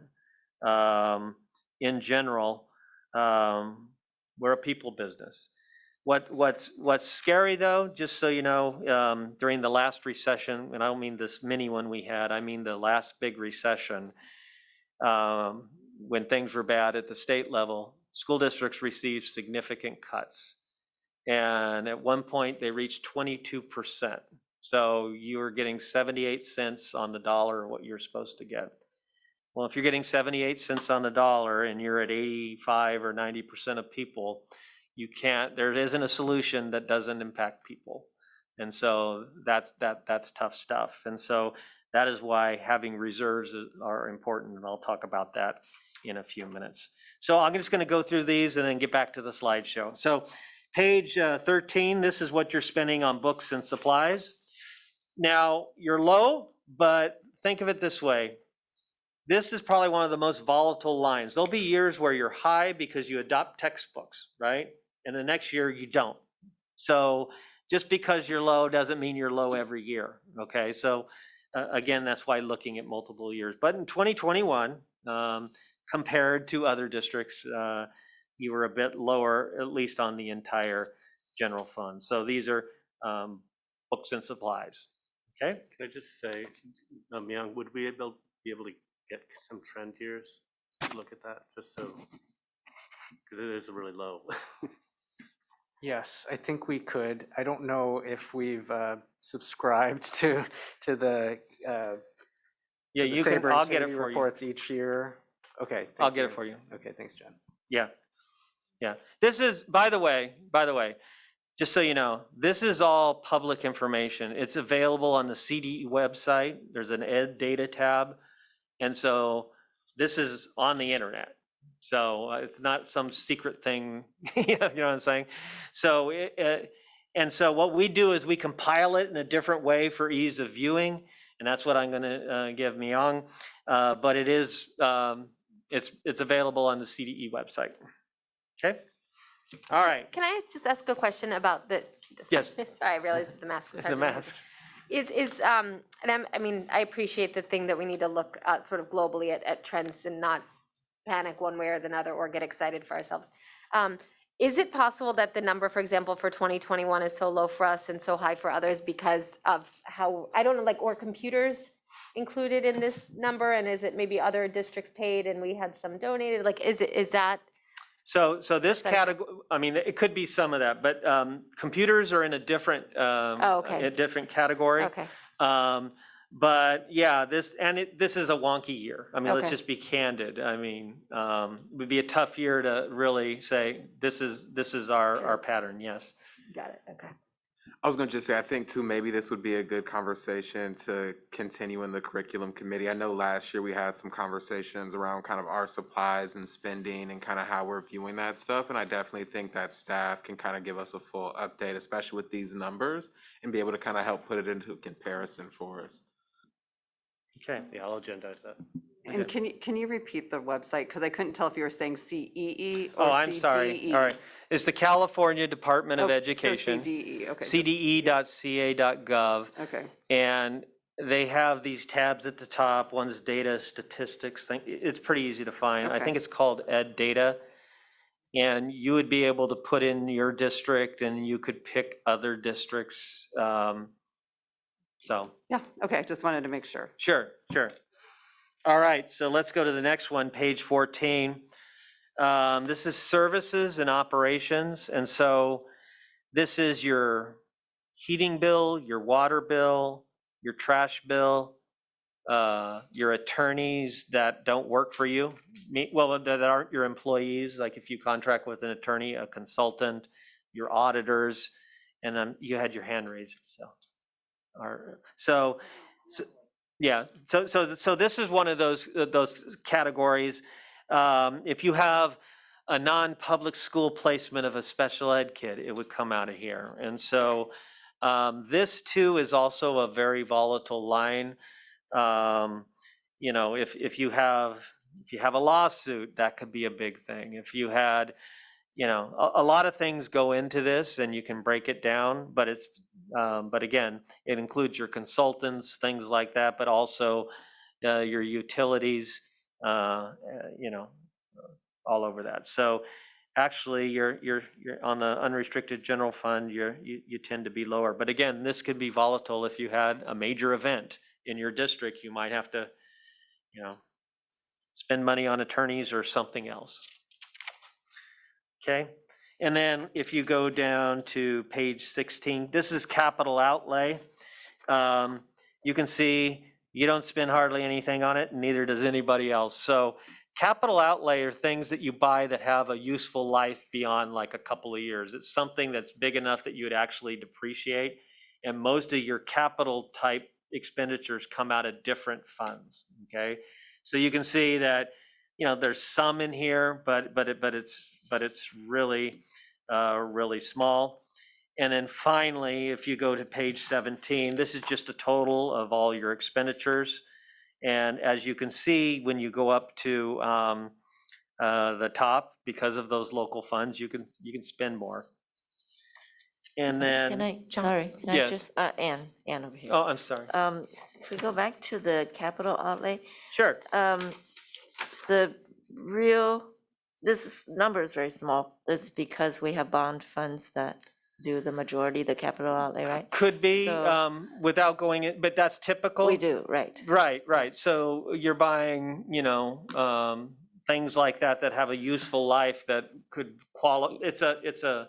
Yeah, Whether- no, that's yeah. not my question. My question Oh, is, sorry. what falls in here would it be like deferred maintenance type of capital outlays? So typically with deferred maintenance, do you have a separate deferred maintenance fund? Yes. So That's not in the bond, because bonds right. are for real capital outlays, not deferred maintenance. That's- Go ahead. Sorry, if I can just confirm, yes, that what you're asking is true, Commissioner. We have a bond fund. We have a separate deferred maintenance fund. We have a number of facilities-related funds that each have their own designation, none of which would be reflected in these numbers, because these numbers are, correct me if I'm wrong, Mr. Gray, these are general fund? That's numbers? correct. Okay. That's And correct. by the way, that would also perhaps relate to the question about devices. As you know, as I think commissioners know, we deployed tens of thousands of devices to students during the pandemic. And those were primarily funded by bonds. And so those would not be reflected in these figures in the 4,000 series in the books and supplies tables that we were looking at a moment ago. Right. And I'm just wondering, like, example, what falls into this page 16 capital outlay for us? You might have had a rogue program that bought a copier machine or something out of there. You know, I don't know, but you could find out. So, yeah, copier should have a useful life, you know, so, yeah.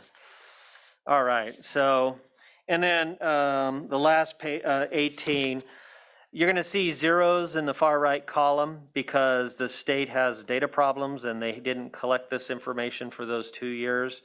But it kind of goes back to, and it's not, so it's sorted on the far right column, which are all zeros, right? So really you have to go at 2018 and looking, and this is just student enrollment per teacher. So the state has all this data. It has how many people you have in various categories. And you can see you have a lower ratio, so you have more people. And it sounds like that's intentional. Does that include TSAs as teachers on special? So I believe this one just shows teachers with classroom assignments. So this isn't class size, because remember, the high schools where they go periods, where they go for 6 periods and in 10, 5. So this just takes the number of certificated with classroom assignments divided by the number of students. But again, you can drill down into that, so all that information's there. I just picked this table, so. Okay, all right, so those are the expenditures. So can we go back to the slide deck?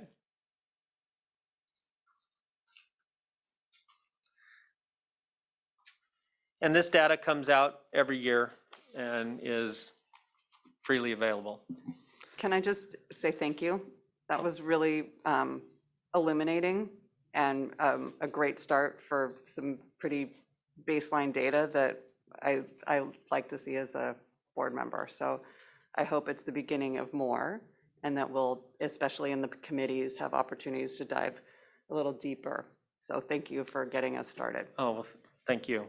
Thank you. Yeah, it's funny. I find this this data so helpful, and there are so many districts that don't look at this now. I know you do. You actually have some of it on your website, but I can go through this in 10 minutes and walk into an office of a superintendent and tell them a lot about his district that they may or may not know, but I know, because it's a lot of good information here. So, yeah, I urge you to explore. Okay, so, all right, so where does the money go? We just talked about these just- reports. Yes. Okay. Is it time for a break? Because you haven't I'm even had a good. drink of water. And you've been talking nonstop for almost 2 hours. Whatever pleases the board. Let's go for another 15 minutes and then we'll take a quick recess break, Okay, okay? okay, great. All right, so we talked about where the money goes. This is just your pie chart. We talked about it, so go to the next slide. And these are the categories we covered. These are just kind of a reminder of what each of those categories are. These are the buckets that you account for them, whether they're certificated, classified, or employee benefits. Can they see the presentation or the board, the commissioners? Oh, you have to turn around? Oh, okay, okay. Okay, all right, thank you. It took me 2 hours to figure that out. It is time for a break. Where would an administrative, like a central office administrator's expense be on this, under certificated classified? So, okay, so in certificated, there's all these different objects. Actually, I have a good chart that's going to help me with that. So you can have certificated teachers, you can have certificated administrators. So administrators have their own object. So the teachers are paid out of an object that, you know, you're going to see a giant number. It's all your teachers. And there's a line item for pupil support professionals. There's a line item for administrators and so forth in certificated. And same with the classified. They'll have, depending on the classified service, including the substitute lines. So one of the slides when I get to it, all that data is in your system. But is every employee in the district in one of those categories, either Yes. certificated or classified? You're either certificated or classified, period. But within those categories, Okay. you could be administrators or bargaining unit members or paraprofessional. There are districts that have some employees that aren't in bargaining units, but they're not administrators. So it varies by district. Okay. All right. So we talked about personnel expenses. Next slide. And again, that's the base pay, extra time, overtime, stipends. And then your employee benefits, again, you don't have CalPERS, but these are the typical ones. You have unemployment insurance, you have health and welfare benefits, you might have workers' compensation, disability. Some of your employees have Social Security, some of them don't. They all go within those big categories, and we covered them in the data. So the next slide. And this is just some example of some rates. Again, you don't have CalPERS, but it's different between, let's say, a teacher and a classified employee. Typically, the percentages on the classified employers tend to be higher because a lot of them they have Social Security, where a lot of your teachers do, or they don't have Social Security. And so those extra fringes that go along with those salaries those can be big items. And when the state of California keeps raising the rates for CalSTRS, which impacts you, that comes right out of your budget. So right now, the CalSTRS rate is 16.92%, but it's currently projected to go up to 19%. So you take 3 more percent on your entire certificated population, that's a big number, right? Percentages on big numbers are big numbers, and so that's significant. The good news, there are discussions about mitigating that out of Prop 98 because it would be much needed budget relief, but we don't know that yet. You'll be smarter in May and really smart in June. Okay, so Question, why is there no social security for the certificated? that goes back many, many years, and it kind of spawned the retiree benefit issue where teachers would get retiree benefits up until age 65 when Medicare would kick in. But way back, they had the option to opt out of Social Security, and statewide they did. And so they're not in Social Security. They're in Medicare, they're not in Social Security. But how about the classified? They're in Social Security.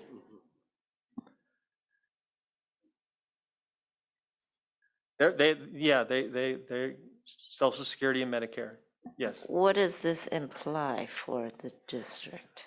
Well, what it implies, so the reason a lot of negotiations for teachers to get health and welfare benefits up into age 65, part of the discussion was the fact that there was no Social Security back then. What it means for you is those extras you apply to the salary are going to be greater on your classified employees because you have your own retirement system, not CalPERS, but you're also paying Social Security. So it's they call these the fringes, the percentage-driven benefits that are applied to salary are going to be higher for classified employees. What I mean is, does that mean if there was Social Security, that means if you, at some point, Social Security pays for your retirement? Right. But if there isn't, that means we, the school district, keeps paying your retirement. So until you're you in a go. system called CalSTRS, and so you are paying into their retirement system every month when you pay them. Your employee has a contribution, and you're making a district contribution. So up on that chart, see that 16.92%? The district will pay that percentage on every dollar towards your teacher's retirement. So when they retire, they're in the CalSTRS system. So it's equivalent to maybe either a pension that the General Electrics and stuff used to have, or a 401k that now generally people have? So it's a defined benefit plan, okay? Not a defined. So a defined contribution plan is we're going to contribute that, and whatever we're going to put it in, whatever it earns is what you get, right? There's actually a retirement formula based on years of service, age of retirement, your salary at retirement, and whatever that is the benefit, regardless of how CalSTRS is doing financially. And that's why you see the rates fluctuating, and that's why they are proposing to raise rates, because their investments aren't coming in at a high enough rate to support that defined benefit. So the benefit is set. So the lion's share of your teachers will visit CalSTRS the year before they retire, and they're going to see how much they're going to get per month. And they apply COLAs to it in the out years and things like that. So whereas most 401ks, I believe, are defined contribution. So we put money in it, but it's kind of the wild card on how much it earns. But the amount you get each month is not set. It's based on your contributions and how well the earnings go. So it is different a little bit. So can I just clarify something, Commissioner Shu? So CalSTRS is like CalPERS, if you know what CalPERS is, but it's a separate system for statewide teachers. And so CalPERS has negotiated so you get your CalPERS benefit, but you also have Social Security benefits when you retire. Right. But CalSTRS did not negotiate that benefit. And so therefore, they're not supplemented by the federal government upon retirement. And so they're much more concerned about their retirement benefits. So it's a statewide dynamic. It's not specific to our teachers in our district. Oh, So- yeah, that's correct. It The- is, I'm not aware of a district that doesn't have its teachers in CalSTRS. So CalSTRS and CalPERS are both California state Yes, retirement systems, and the CalSTRS is just for teachers, and CalPERS is for everybody, every other state employee or so it's public state, employee yeah, that's not a yes. teacher. Yeah, state employees and most classified employees in school districts. So some cities have their own retirement systems, some counties have their own, but all the state employees are in it, and I'd say the lion's share of classified employees in school districts, you're an exception. But just looking at these numbers, the classified between CalPERS and the Social Security, it's much higher than Yeah, it's- CalSTRS. Yeah, yep. That is correct. If I may add one point of information, maybe two. So as Mr. Gray said, in our district, for our classified civil service employees, we are a member of the San Francisco Employee Retirement System and not CalPERS. So the systems are different. The rates are a bit different. They're not that different, but actually the projections at the city and county are that the employer contributions for the equivalent of CalPERS in the San Francisco Employee Retirement System will be trending down over the next several years. So that's good because that means the employer contributions into the system, into the pension system, should be tapering a bit. Whereas I don't think that trend is expected for CalPERS to the same degree. So that's one point of information. And then the other thing I just wanted to share is that these are employer contribution rates. Right. And those are costs that affect our budget, our expenditures. These are financial costs that come out of the district's budget. On the flip side, there is also an employee contribution into the system that the employee is a member of. And so for a certificated employee, I believe the percentage is about 10.25% of their gross pay is deducted from their pay. So it reduces their net pay for a certificated employee into CalSTRS. For a classified employee, there is also an employee contribution into this civil service system, into the San Francisco Employee Retirement System. It's differentiated based on rate of pay, but it is anywhere from, this is for the current year, anywhere from 7.5% to 12% of their gross pay is contributed to as an employee contribution. And that's in addition to the Social Security payment, which I believe is the same 6.2% up to a certain income cap. So point being that in any of these cases, that the district's costs for employer costs into the classified pension system is higher, for sure, than for the certificated employees. But on the employees, from the employees' perspective, there is a bit of a trade-off there too, because the classified employees' net pay is deducted by a greater proportion than a certificated employee. But on the flip side, because certificated employees do not participate in Social Security, they will not receive that particular benefit they may have other income that qualifies for Social Security, and Right. that would not be invalidated. But yeah, certificated employees for their years of service in CalSTRS do not receive credit for Social Security. Sorry, this is a little bit complicated. Yeah, But thank you. Okay, enough on this one? Yeah, 2 thumbs up, enough on that one. Huh? Okay, next slide, can you? And again, this is just the description, so of what's in these various categories we talked about. This is the books and supplies. Again, very volatile. If you have a textbook adoption, it'll be a big year, and then and so forth.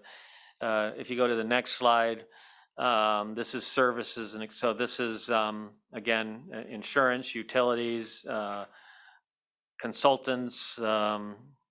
Again, could be very volatile depending on the circumstances in your district. So I would recommend looking at multiple years before you come to any significant conclusions. All right, the next slide.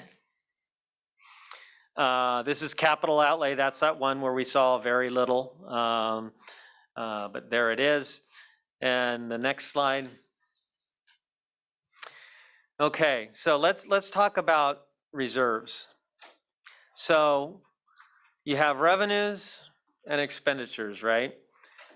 So if you start the year with a reserve of $1 million and you bring in $10 million and you spend $10 million, you're going to have a reserve of $1 million.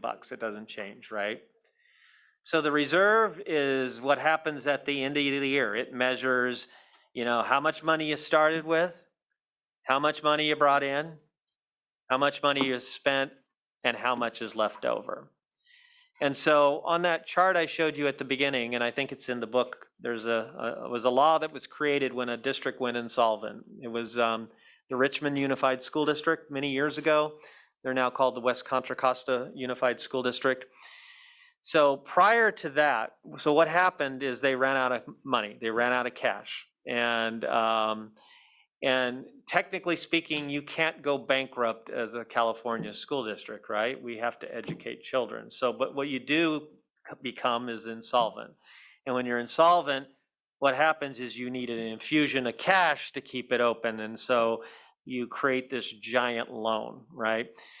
And so like a lot of our laws, it's based on, things going wrong. And so you have to write new laws so it doesn't go wrong again, right? So before that happened, there were no requirements to have a minimum reserve.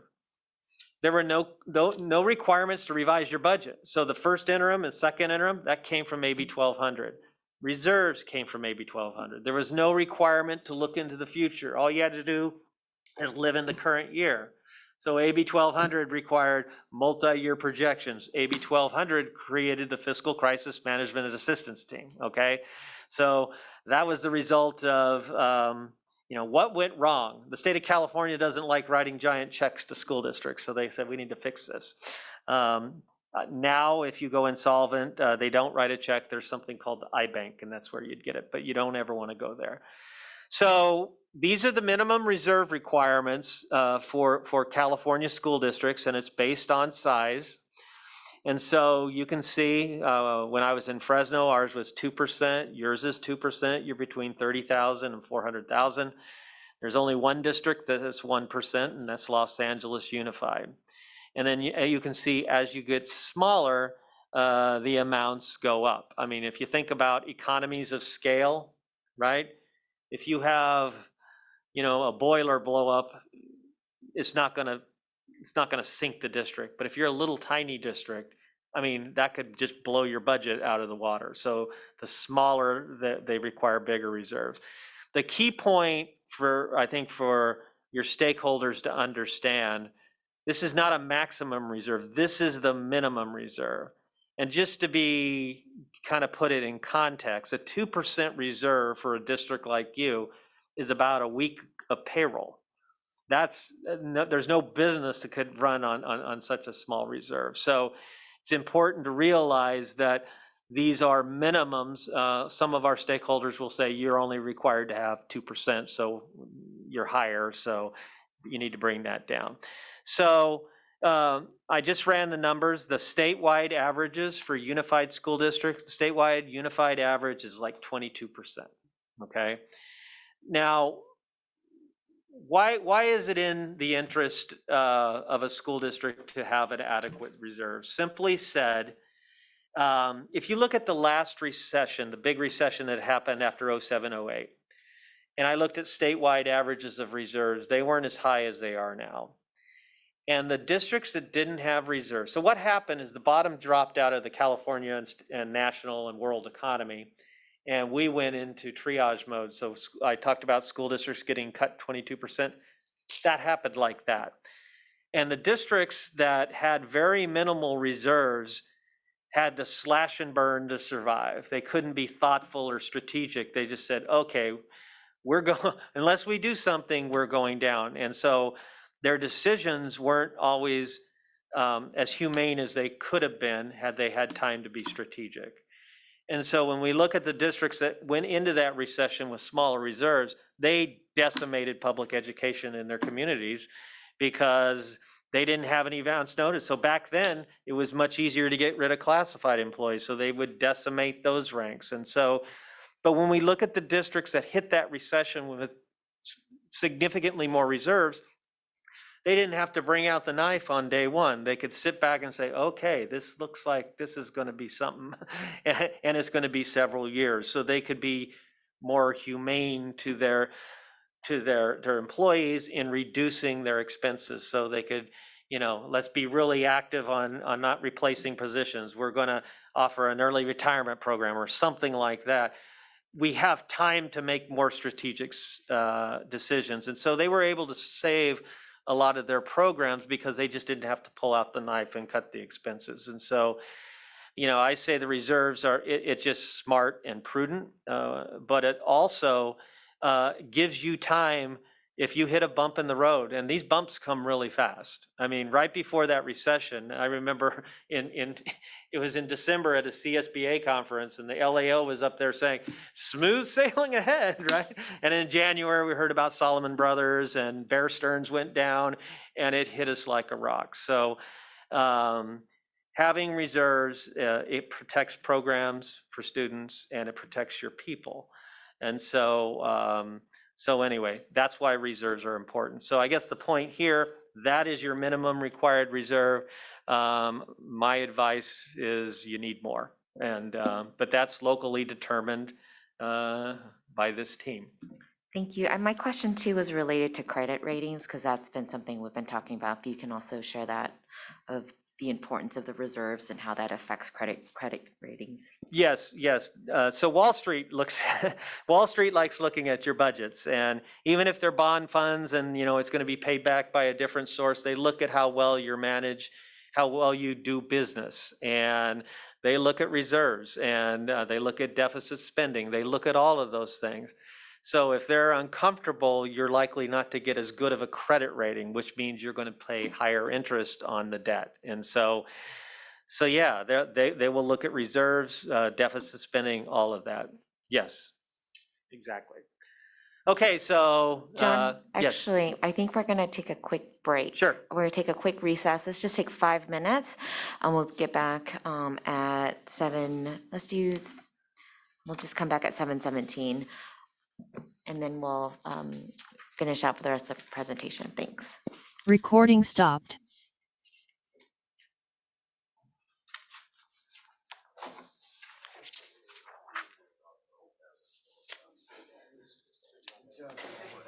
huh? Good job. Yes, I would expect nothing less. I think they're falling asleep.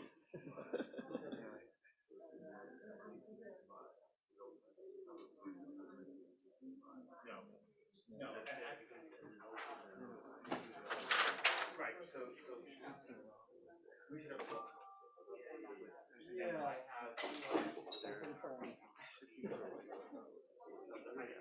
Right.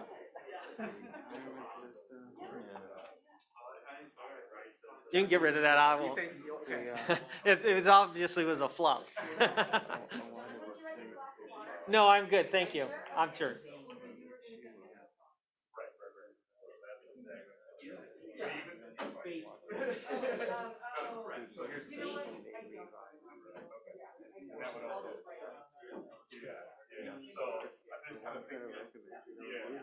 Right. You're gonna do that to lessen your cuts, or maintain.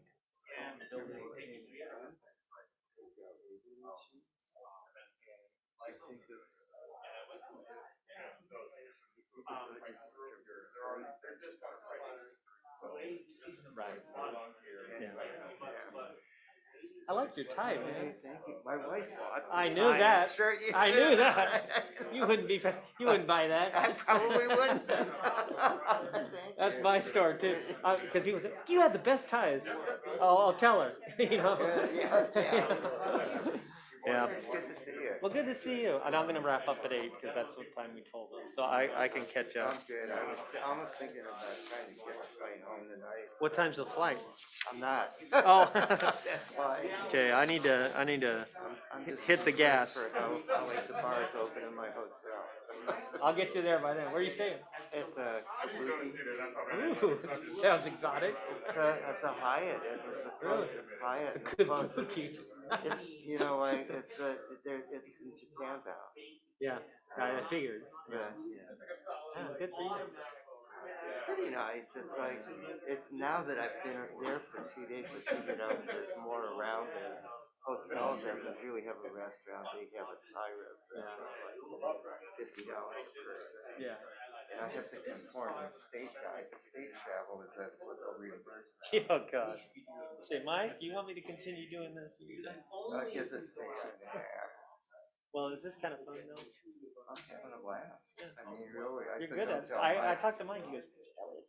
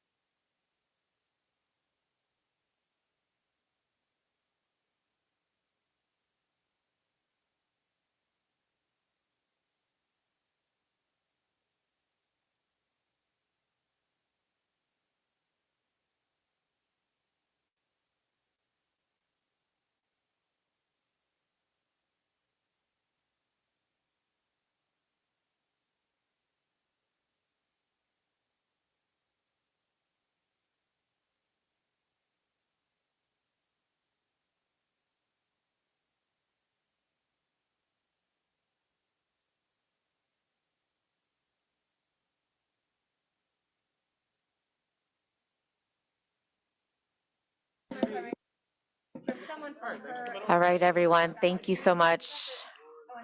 We're going to come back.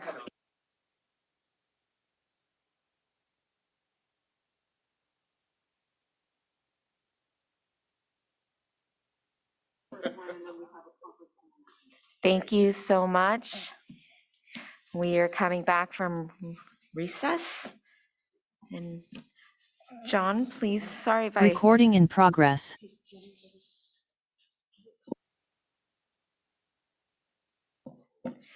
So go ahead, Mr. Gray. I've got several more slides.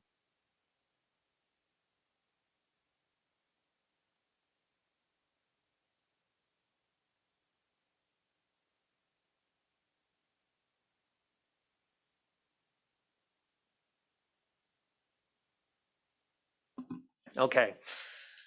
All right, well, so I'm going to get started. So, Judson, are you ready? We're gonna do this. Okay, so next slide. These are just some considerations when you look at your reserves. You know, right? Volatility of state revenues. We talked about that. Cash shortages, things like that. But again, I would like to harp on the reserve that those were the minimums. I would advise that you have more. I believe most of your oversight agencies would agree with that. So the next slide. So at the end of the year, you have reserves. Some districts let them all fall to the bottom line and they just see this big giant number.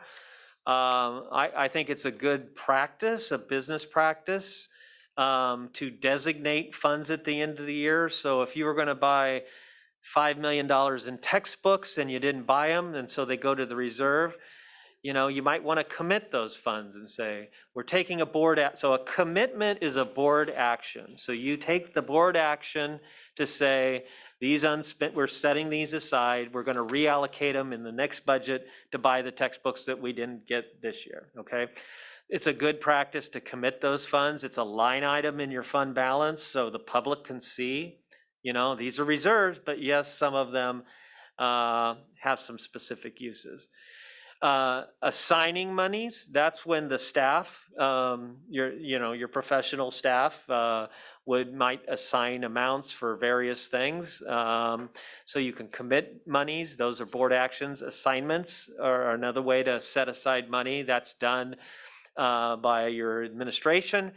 But obviously, when you adopt the budget or you adopt the document, your sign is on it, but it's an assignment. And then unassigned monies are all those that kind of fall to the bottom line. That might just be a dollar amount, but not part of your 2% minimum reserve. So the point being, if you're going to end the year with some money, and you know you're going to have specific uses for those, it's just a good business practice to either commit, assign those funds, and be transparent to your community. Yes. Actually, I wanted to ask me a younger question. Sorry, as you are eating, my apologies. Could you just kind of talk a little bit about the monies we kind of have in our reserves and kind of what's committed and whatnot, knowing we've kind of been building up our reserves to essentially kind of prepare for deficits? I can try, Vice President Bogus, and I maybe as Mr. Gray continues, I can look up some more specifics, but I will say that in part of the recent conversations about trying to reestablish a higher level of reserves and specifically including conversations about, sorry, I should have my mask on, conversations about the allocation of the unlocked Prop G funds. You may recall that staff brought a recommendation which the board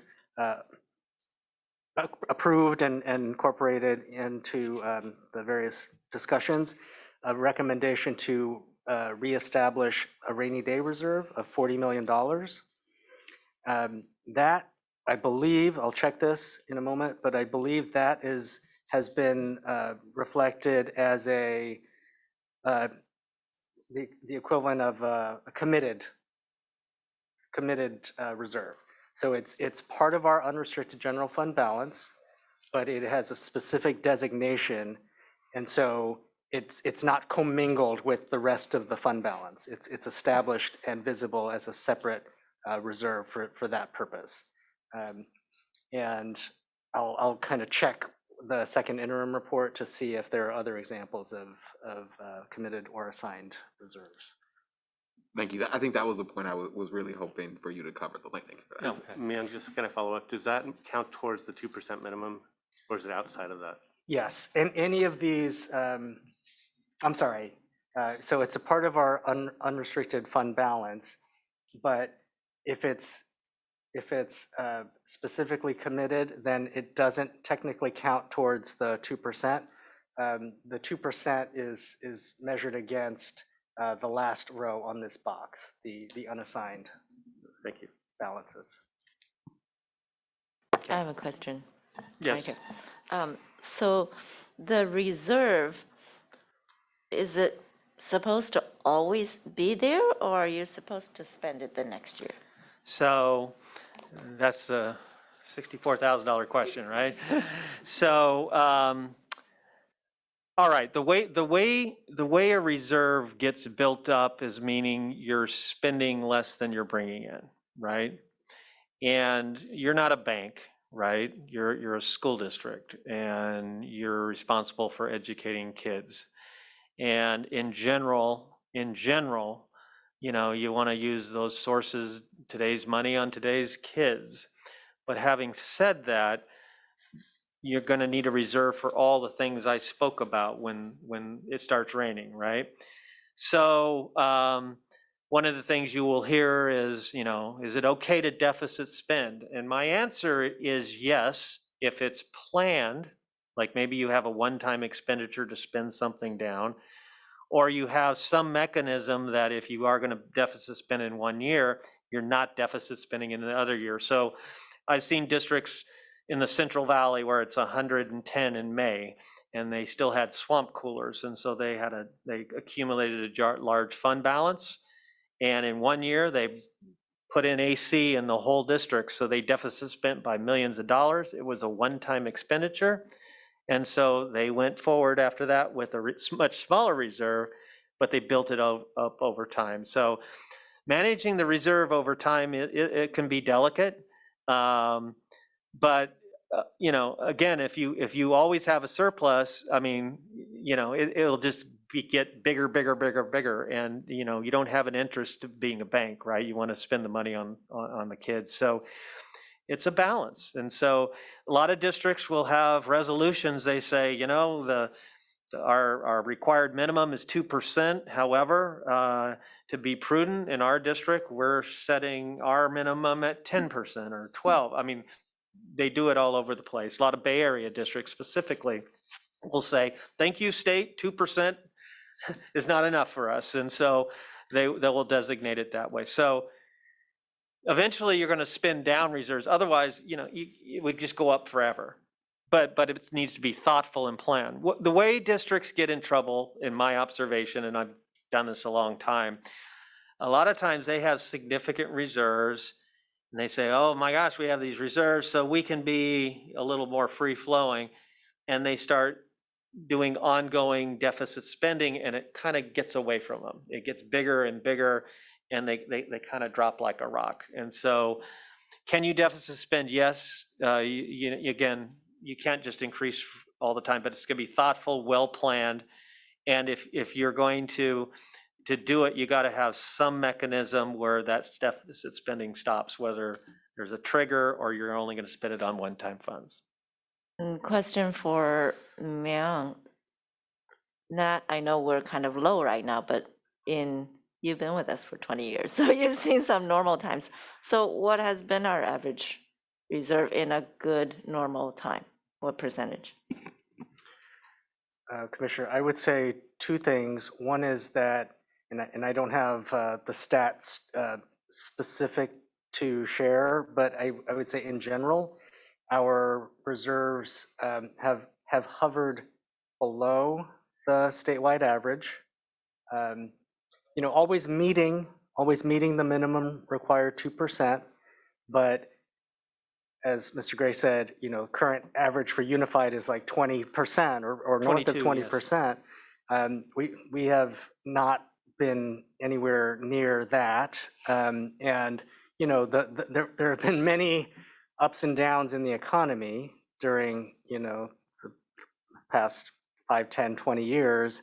And our fund balance, as well as those of other districts, have ebbed and flowed accordingly.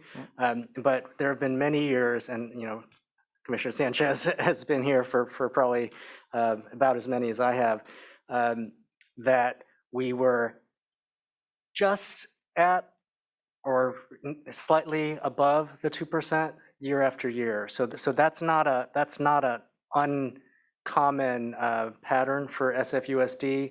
But one thing I will say, in the past several years, and this is a function of the economy, but also policy decisions at the state level, there have been several years where there's been an infusion of one-time dollars for various, you know, whether it's catching up on prior Prop 98 dollars that were owed to districts, or, you know, spikes in revenues in a particular year, and combined with conservative policymaking from the governor and or legislature, that they have to spend money, they have to allocate money to school districts, but they're reluctant to commit it in an ongoing fashion.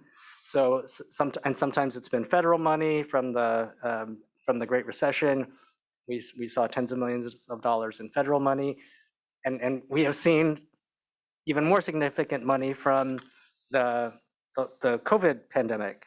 You know, 3 rounds of pandemic relief. So sometimes we are starved and barely making our 2% reserve for several years, and then there's an infusion of tens of millions of dollars of one-time money, so that sort of inflates the fund balance. But as Mr. Gray is saying, we have to be very careful, and we've had to be very careful in pacing ourselves in not committing all of these one-time dollars on ongoing costs. So, What's the maximum we've ever had? what's the maximum we've ever had? I don't want to give an inaccurate number, but I would guess it would probably be, you know, in the teens, and not for very long. You know, maybe for a year here and there because of these one-time dollars. Commissioner Sanchez. Well, just, do other districts have rainy day funds, and how does that, just back to that idea that we have a fund that acts as a reserve? So I look at a lot of statewide data. A lot of districts will create a special reserve fund.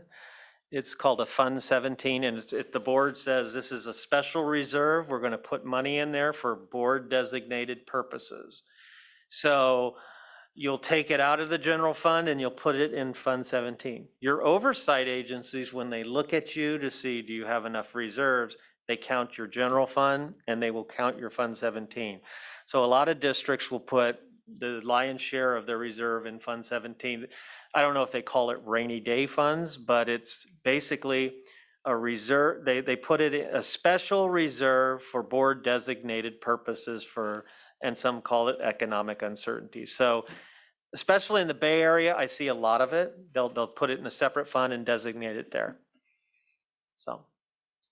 And Okay. we have not chosen to do that. Yeah. Colleagues, just for a time check, I just want to be mindful since we met until 1:15 in the morning on Tuesday, and I really appreciate the dialogue. I also want to make sure Mr. Gray goes through, has time for his presentation, and we will also open up for public comment as well. Okay, all right. Okay, ready? All right, next slide. This is just a summary of all I just said, and it's in your reading materials. So next slide. I talked about the standardized account code structure, but I'll go to the next slide. I'm going to make my point here. So all that stuff, all those different categories, everybody in the state uses the same account code structure. And so if you have questions as a commissioner, the data is there to answer your questions. It might not be easy at the fingertips, but it is a pretty complex accounting code structure, and we call it the Sachs pyramid.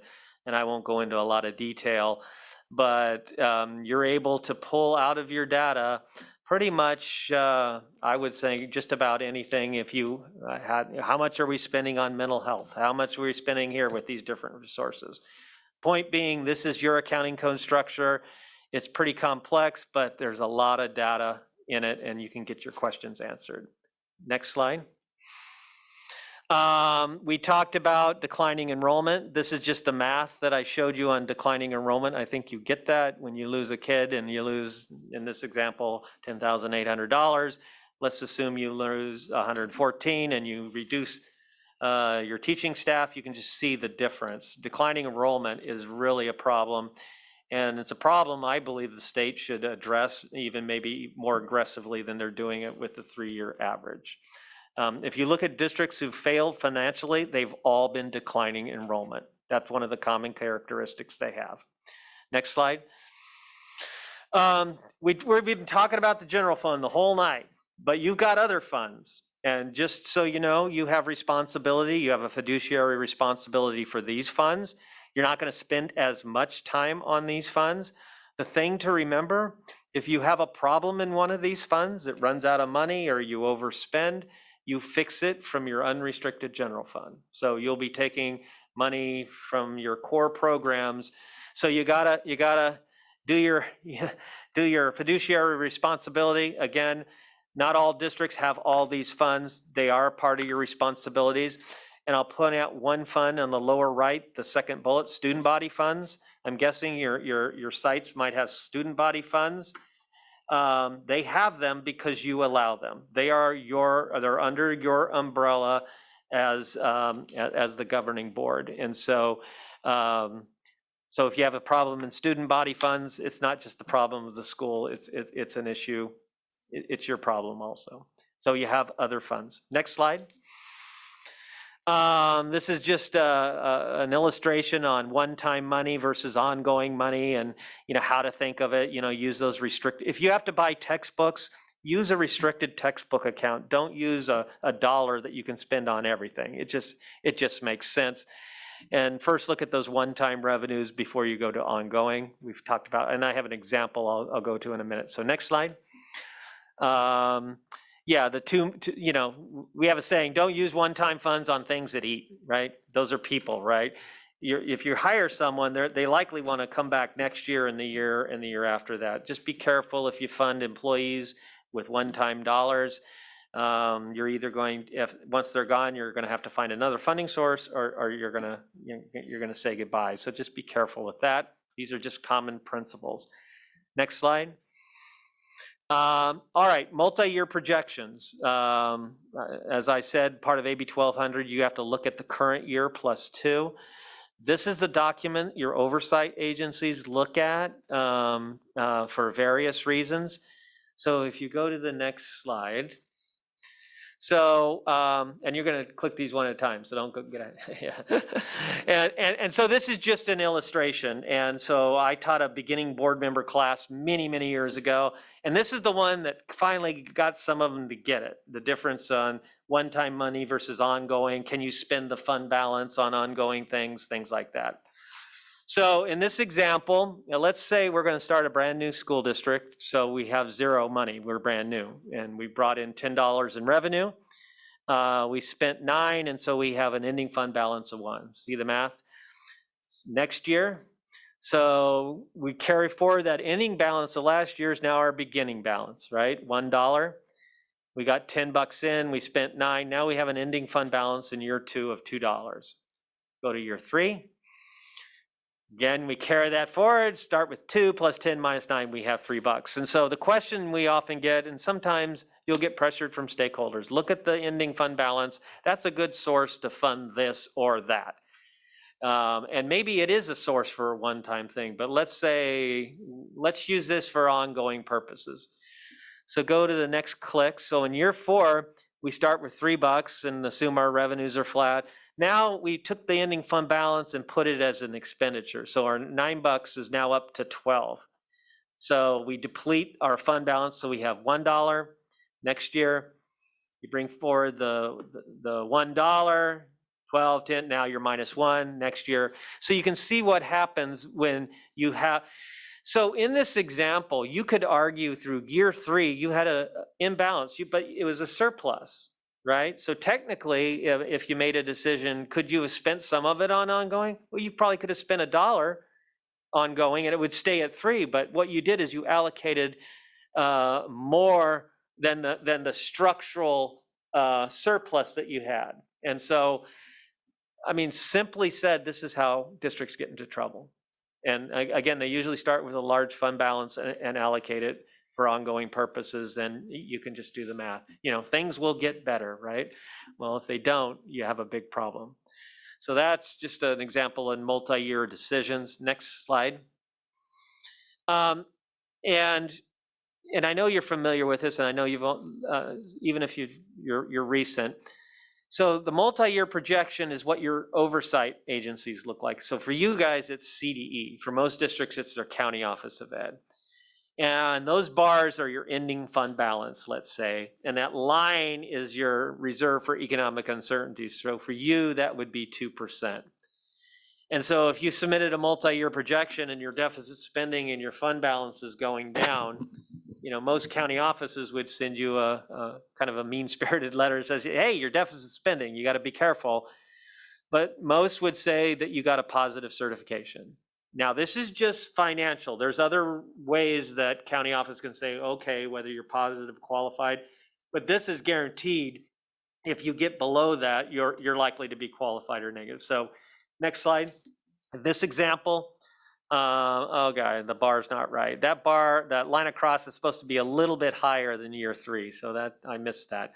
So if your deficit spending in year 3, you don't have your reserve for economic uncertainties, likely you'll be qualified. And again, that's something Wall Street will look at. Wow, they're not positive, they're qualified. So next time they issue bonds, I'm going to take that into consideration. When you're qualified, there's a whole remedy of things that your oversight agencies can get involved in your business. So in general, it's good to be positive and, you know, not have others necessarily having decision-making authority. So, you know, right, keep the local decisions. Next slide. If you look something like this, and again, that bar is too low. Sorry. Hey, this is free. What do you want? So if that was less, you'd be a negative certification, and that you would know it. That's a bad place to be. You're probably in the front page of the newspapers, and your oversight agencies are crawling all over you. Just not a good place to be. So when you're negative, it means you can't meet your or you can't have your minimum reserve in year 2 and year 3. Again, Wall Street looks at this. And so I know districts that have gone like that and have gotten back to positive, and on that chart where the county will still say, I'm going to keep you qualified until you show me that this is sustainable, right? So having said that, there are other things. So your multi-year projection is what gives you that. All right, next slide. Real quick, these are planning factors that we provide. We don't create any of these numbers. We collect them on behalf of districts. So we get them from the UCLA forecast, the Department of Finance, various agencies. So when you're doing multi-year projections, it's all about the assumptions. And it's good to anchor them to industry-wide. You don't want to create your own San Francisco COLA. There is a COLA, right? And so anchoring them to industry standard numbers always makes sense. And so these are examples of some planning factors. You can see the CalSTRS rates changing from 21-22 to 22-23, and those out-year COLAs. And so, and these continually change, so that 22-23, that 5.33% COLA, that's based on the January budget, is going to be higher than that. We have 7 of the 8 data points. That will change, and those out-year COLAs will likely change too. Just recognizing it's a point in time, it's the mathematical result of based on the assumptions that you put them into. And so your oversight agencies are going to say, are you using the right assumptions? Are you taking an honest look at it? Next slide. Okay, and this is just a multi-year projection. This is not your district. I had a canned one, and so as you can see those circled numbers, you can see that deficit spending. Fortunately, this district has a pretty good reserve. Even though they're deficit spending, they're not in danger of going between the 2%, but your county or your oversight agency will say, what's your plan, right? You have ongoing deficit spending. You do have fund balance and you're fine the third year. What is your plan? You can't do this forever, right? And so those will be the questions. But this is the state form. And as you can see, it's not very user-friendly. So I like all the other stuff you put on your website. Next slide. All right, the annual audit. Again, one of the things I think is really important for the board, you want to be able to sleep at night. Do we have good, yeah, do we have good internal controls? Do we have checks and balances? Do I have to worry about, a fraud every night, things like that? So that's one of the things your annual audit does. They should be checking your systems, your internal controls. Do you have a system of position control? And you should be able to ask them those questions. Did you, explain? Did you identify any weaknesses we need to fit? So they do two things. One is, well, they do three things. They say, we looked at your closed books and they accurately reflect materially the financial position of the district. The other thing they look at, do you have systems in place, checks and balances, segregations of duties to ensure that you can sleep a little bit at night, right? And so that's a very important function, and they'll write audit findings if they find deficiencies. And they also do some compliance auditing. So we gave you these funds. This is how you're supposed to use them. Did you use them that way? Okay, but remember, you hire them, they report to you. Next slide. Yep, annually and randomly. Give you an example. In our district, we had an audit committee, and the audit committee had a concern about a certain area, and we requested our auditors, can you go deep in this area? So you can use them, you can target them if you need to. We had an issue with reconciling these giant suspense accounts, and so our board wanted the auditors to really look into it, and are they doing it correctly? So annual audit. Next slide. Okay, I'm going to fly through these. And one of the things, you learn stuff when you see districts fail financially. They do things that, oh, that's what caused it. Oh, that's what caused it. And so, after about 25, 30 years of that, there are specific signs that we see. So I'm just going to go through them quickly. And if you have any questions, I'm happy to take them. And these are compiled by the Fiscal Crisis Management Assistance Team. And so my experience, I was on the Compton team when they went insolvent, the Oakland team, the Vallejo team. I wasn't part of the Emory team. There was a couple others. But anyway, this was a lot of lessons learned. What went wrong, right? How did this happen? So if you click this slide, you don't need to be experts on economics, but you got to pay attention what's happening with the state level. So some districts that failed, they weren't paying attention to what was coming down from the state. So they had outdated COLAs. They had like a 5% COLA. No, the COLA's 2%. You aren't paying attention. They had things in their budget that, no, the governor dropped that proposal.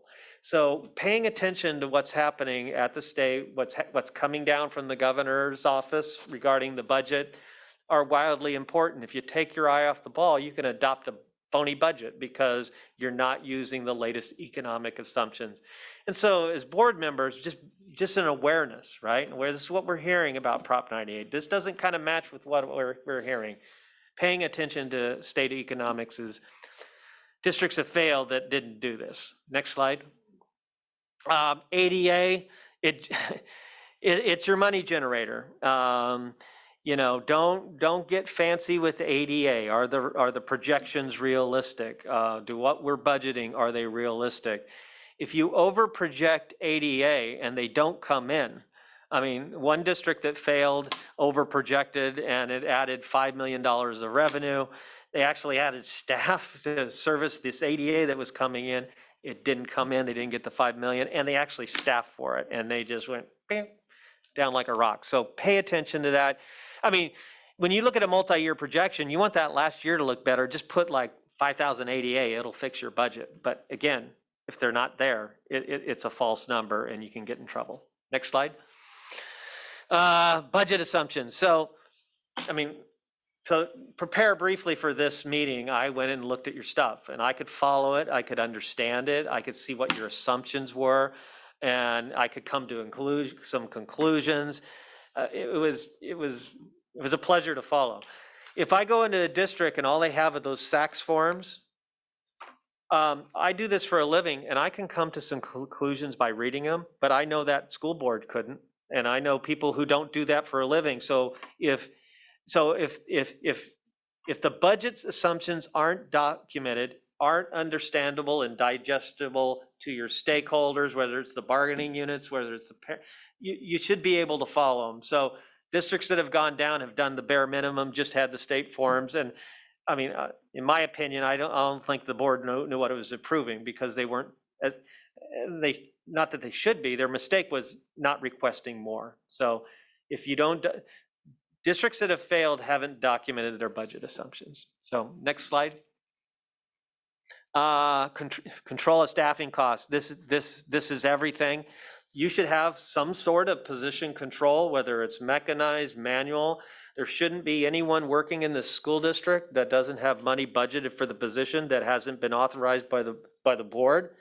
And so you can do that in a lot of ways. Whether, I don't mean every single employee, you got to have an agenda item and talk about them.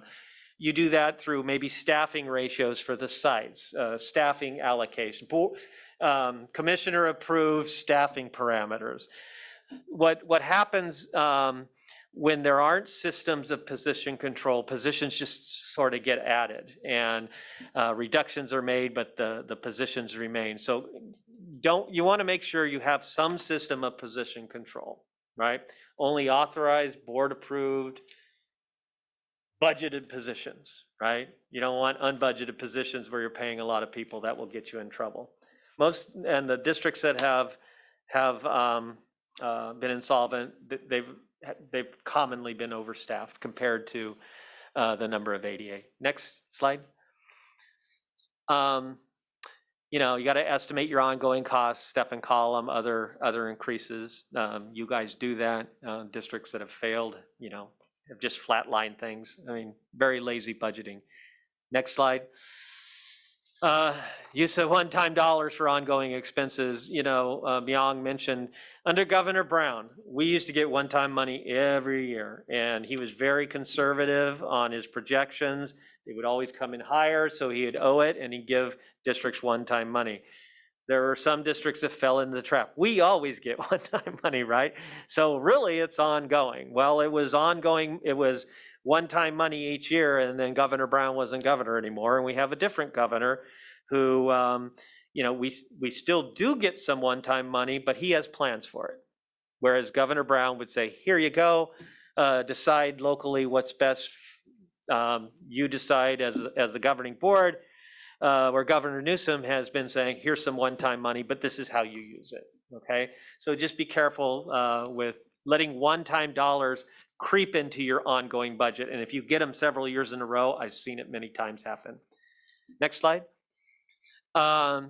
Negotiations, you know, when you're negotiating with 80% of your budget, it can be exposure. Got to be careful there. Next one. Multi-year planning, I'd say lack of multi-year planning. Again, MYPs with unreasonable assumptions. I do see it all the time. You know, you don't just put in assumptions out there that shows you're positive. If you have a deficit, be honest and straightforward with it. The last thing you want to be is projecting something positive and have an oversight agency turn that over. That's not a good place for you to be as a board. Next slide. Okay, execution of the budget.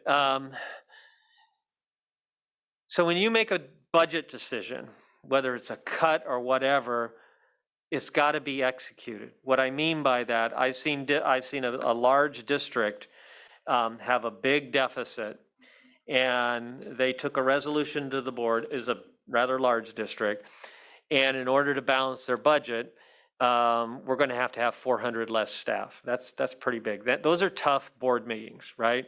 You have a lot of people coming to the microphones, bringing their, I mean, the hardest part of doing that is that board meeting, right? Making the decision. And that district made that decision. It's a tough decision, but we have to make it. And within a year, they were insolvent. And as part of the postmortem, that when FICMAT comes, well, what happened, right? They went in, they got the resolution where the board had that bloody board meeting, made the tough decision. It was the right decision, but it was not, it was a tough decision. And they came in and said, well, there are 400 positions, and they went through, and it turns out only 30 went out the door. So the staff did not execute the action of the board. And the reason that happened, they didn't have good systems of position control. So talking to the employees, they didn't do it on purpose. They had bad procedures and systems and did not execute the action of the board. And again, the hardest part of that is that board meeting. The mechanics of executing it should have been systemized. And so there have been districts where they've done the right thing, the right action, and it wasn't executed because of lack of good systems. And in that district, it was position control. So ask your auditors, how are our systems, right? Next. Can I? Yes. Oh, can we go back to the multi-year planning, just one slide back? Sure. So we're always supposed to have a 3-year Yes. plan. So that means every year we do a. Yes. So can it be wholesale different?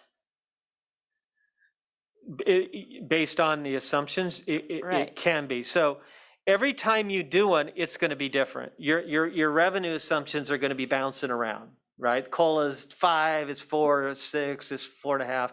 Those will bounce. And small bounces in percentages applied to multi-million dollars are big deals, right? And there's going to be some maybe things handed down to the state that are going to affect your expenditures. Oh, the STRS rate's going to go up more than we thought. So they will always change. I mean, FICMAT laughs. A red flag is when we go to a district and the numbers are the same everything, because the numbers change on a daily basis. And your staff is always combing over the budget. You know, are we filling all our positions? Are there savings here? Should we grab savings there? So I guess my answer, yeah, they are different every time, and I've seen them be dramatically different. So that example when the bottom fell out of the economy was, you know, when Solomon Brothers hit the dirt. Those are the most different MYPs I've ever seen. I saw forecasts of good fortune turn into, you know, we're going to die. So yeah, they can be very volatile. And when you're looking at 3 years, right, things compound. Right? So if you have an imbalance and you go out 3 years, it widens. Same if it's a surplus. Yes. Okay, next. I've got 6 minutes. Execution, lack of budget monitoring. You know, that's what's gotten districts. So the first interim comes or the second interim comes and whatever, right? There should be a true budget monitoring, and there should be revisions to the budget. And it should pass the smell test. When it just becomes perfunctory, and it's that has caused issues. Lack of budget monitoring, where you see, oh my gosh, things dramatically changed during the year, and yet your budget looks the same at first and second interim as you adopted it. Didn't you hear about this? Didn't you hear about that? So lack of active budget monitoring. They just did the pro forma. Next slide. Deficit spending, basically it's when it gets away from you, okay? Yeah, you can deficit spend if it's planned and you have a plan to stop it. It's when it gets away from you. And it's gotten away from districts. And it starts small, but it typically balloons. You gotta have a plan at some point to make maybe tough decisions so you stop. So when I say deficit spending, ongoing structural imbalance between ongoing revenues and ongoing expenditures. Okay, next slide. How many of these do I have? Estimating the ending fund balance, that's all part of it. You know, most districts, when they close the books, they get a small positive surprise. Money falls out because you allocate money to the sites and maybe they don't expend it all, things like that. If it goes the other way, that is not good. And I've seen districts get pretty darn big surprises that kick them into oversight immediately. So that's one of the things your staff does every year. They say, okay, this is what we started. Here is where we think we're going to end. And that number will change every time based on having better new information. Because when you adopt your budget, you're doing a lot of estimates. We think we're going to have this many kids. We think this. We think step and column. Well, pretty soon you're going to know that and you're going to revise that budget. And it gets tighter and tighter. And hopefully by second interim, you get a pretty good estimate of what the ending fund balance is going to be. So next slide. So the role of FCMAT, so they were created by AB 1200. You all know that. Actually, they're really a good agency, and they see their role as being of assistance. They like the A in FCMAT, not the FC. And so if you reach out to them, they can actually be, you know, they don't have an interest in you know, districts going down. They have an interest in districts being financially healthy, local control, and serving children. And then next slide, I just put as, okay, so if agencies get in trouble, these are just right out of the FCMAT book, characteristics of districts that successfully turn around, you know, okay, let's fix this. There are districts that will be in denial and what the heck do you mean, stay out of my business. Those are the districts that don't do as well. Next slide, which I think is my last slide. So these are just the FCMAT indicators. They mirror a little bit to what I talked about, but they also include things like lack of continuity and governance. You know, if you have if you change superintendents every 3 months, that's probably a problem. If the board changes all the time, you need to have some stability and leadership, and especially at the governance level. And these are just some of the other things. So I have 2 minutes left. Thank you very much. When I was invited, I said, this is I really look forward to it. And again, I'm just doing this as a public service and really honored that you asked me. And I wish you all the luck in the world. You have a huge, important responsibility. And so thanks for taking the time to listen. Thank you, Mr. Gray. Vice President Bogus has a question, and then I'll open up to public comment. If you could just briefly speak about any differences between kind of the responsibilities, how the responsibilities differ between a school district and a county office of education, and just how, if there's anything we should think about or be aware of kind of holding kind of both seats kind of in our duties. Okay, that's kind of a interesting one, because I think there's like 4 counties in the state that are, I think, Plumas, or, yeah, little small ones. And I think technically you have that function, but at the end of the day, you know, it's a lot of the same people. It's CDE that you need to think about. So in most districts, it's that county office of ed that, and you know, there's 58 counties, and there's some, and they all operate a little differently. The best counties think they exist to support their school districts. They don't exist to be county offices. They exist to support the school districts in their county. Now, I'm not an expert on county school districts, and you're one of them. And so I'm just giving you my opinion. But I'm not as deep on that and how that works, because it's a lot of is it a lot of the same people? You just have the functions? Yeah. Yeah, that's what I've seen in other counties, where the superintendent of the district's also the county super.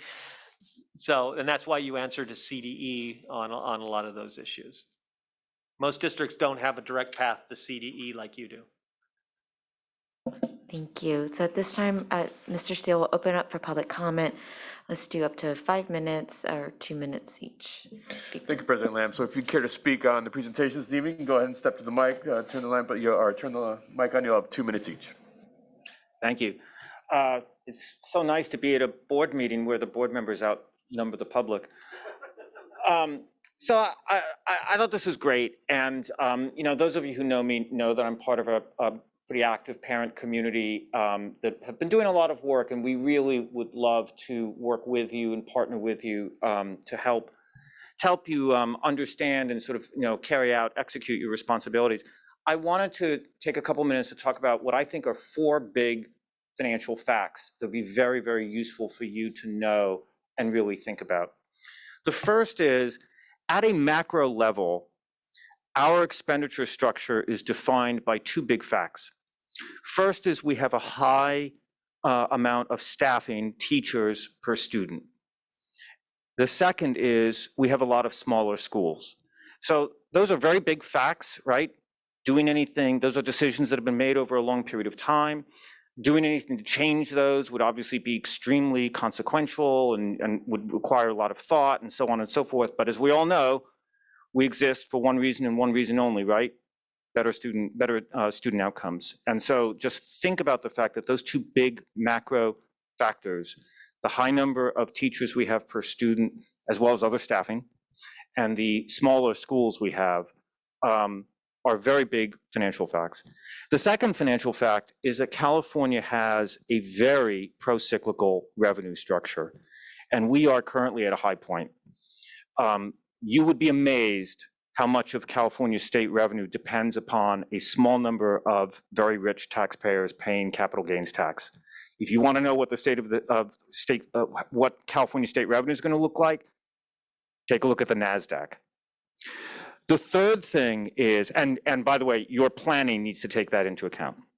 The third big fact is our pension and OPEB liabilities represent substantial future growing cash outlays. They are stated on our financial statements. Can I have just another 30 seconds or so? Finish your sentence, please. So they're very big. You should be projecting them out. You should really, and that's a very, very big factor you should take into account. The final thing I will say is this. We have a financial superpower. We live in San Francisco. We operate in San Francisco. San Francisco loves our public schools. San Francisco is a wealthy city, and we will continue to support our public schools. Certainly, we expect the city will. The single most important thing this district can do is to earn the trust and the credibility of the city. Purely from a financial perspective, it is by far the most important thing that you can do. Thank you very much. Thank you. Any additional public comment? Thank you so much. And at this time, I'd like to open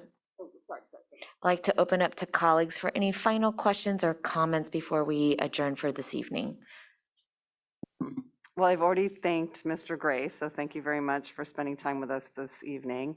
And I wanted to thank you, President Lamb, for another opportunity to help educate us and get us some training as new members, but also as a collective of all 7. So thank you for that. Thank you so much. And I just want to extend my special thanks to Mr. John Gray. It's been so wonderful to have you not only speak with us, but and train us, but knowing that there's an ongoing partnership. I really do feel that offering your services and School Services of California is such a huge asset that's so important to this board and also to our staff. And of course, I want to also recognize the California Department of Education and our fiscal expert. I know I got to keep my remarks short.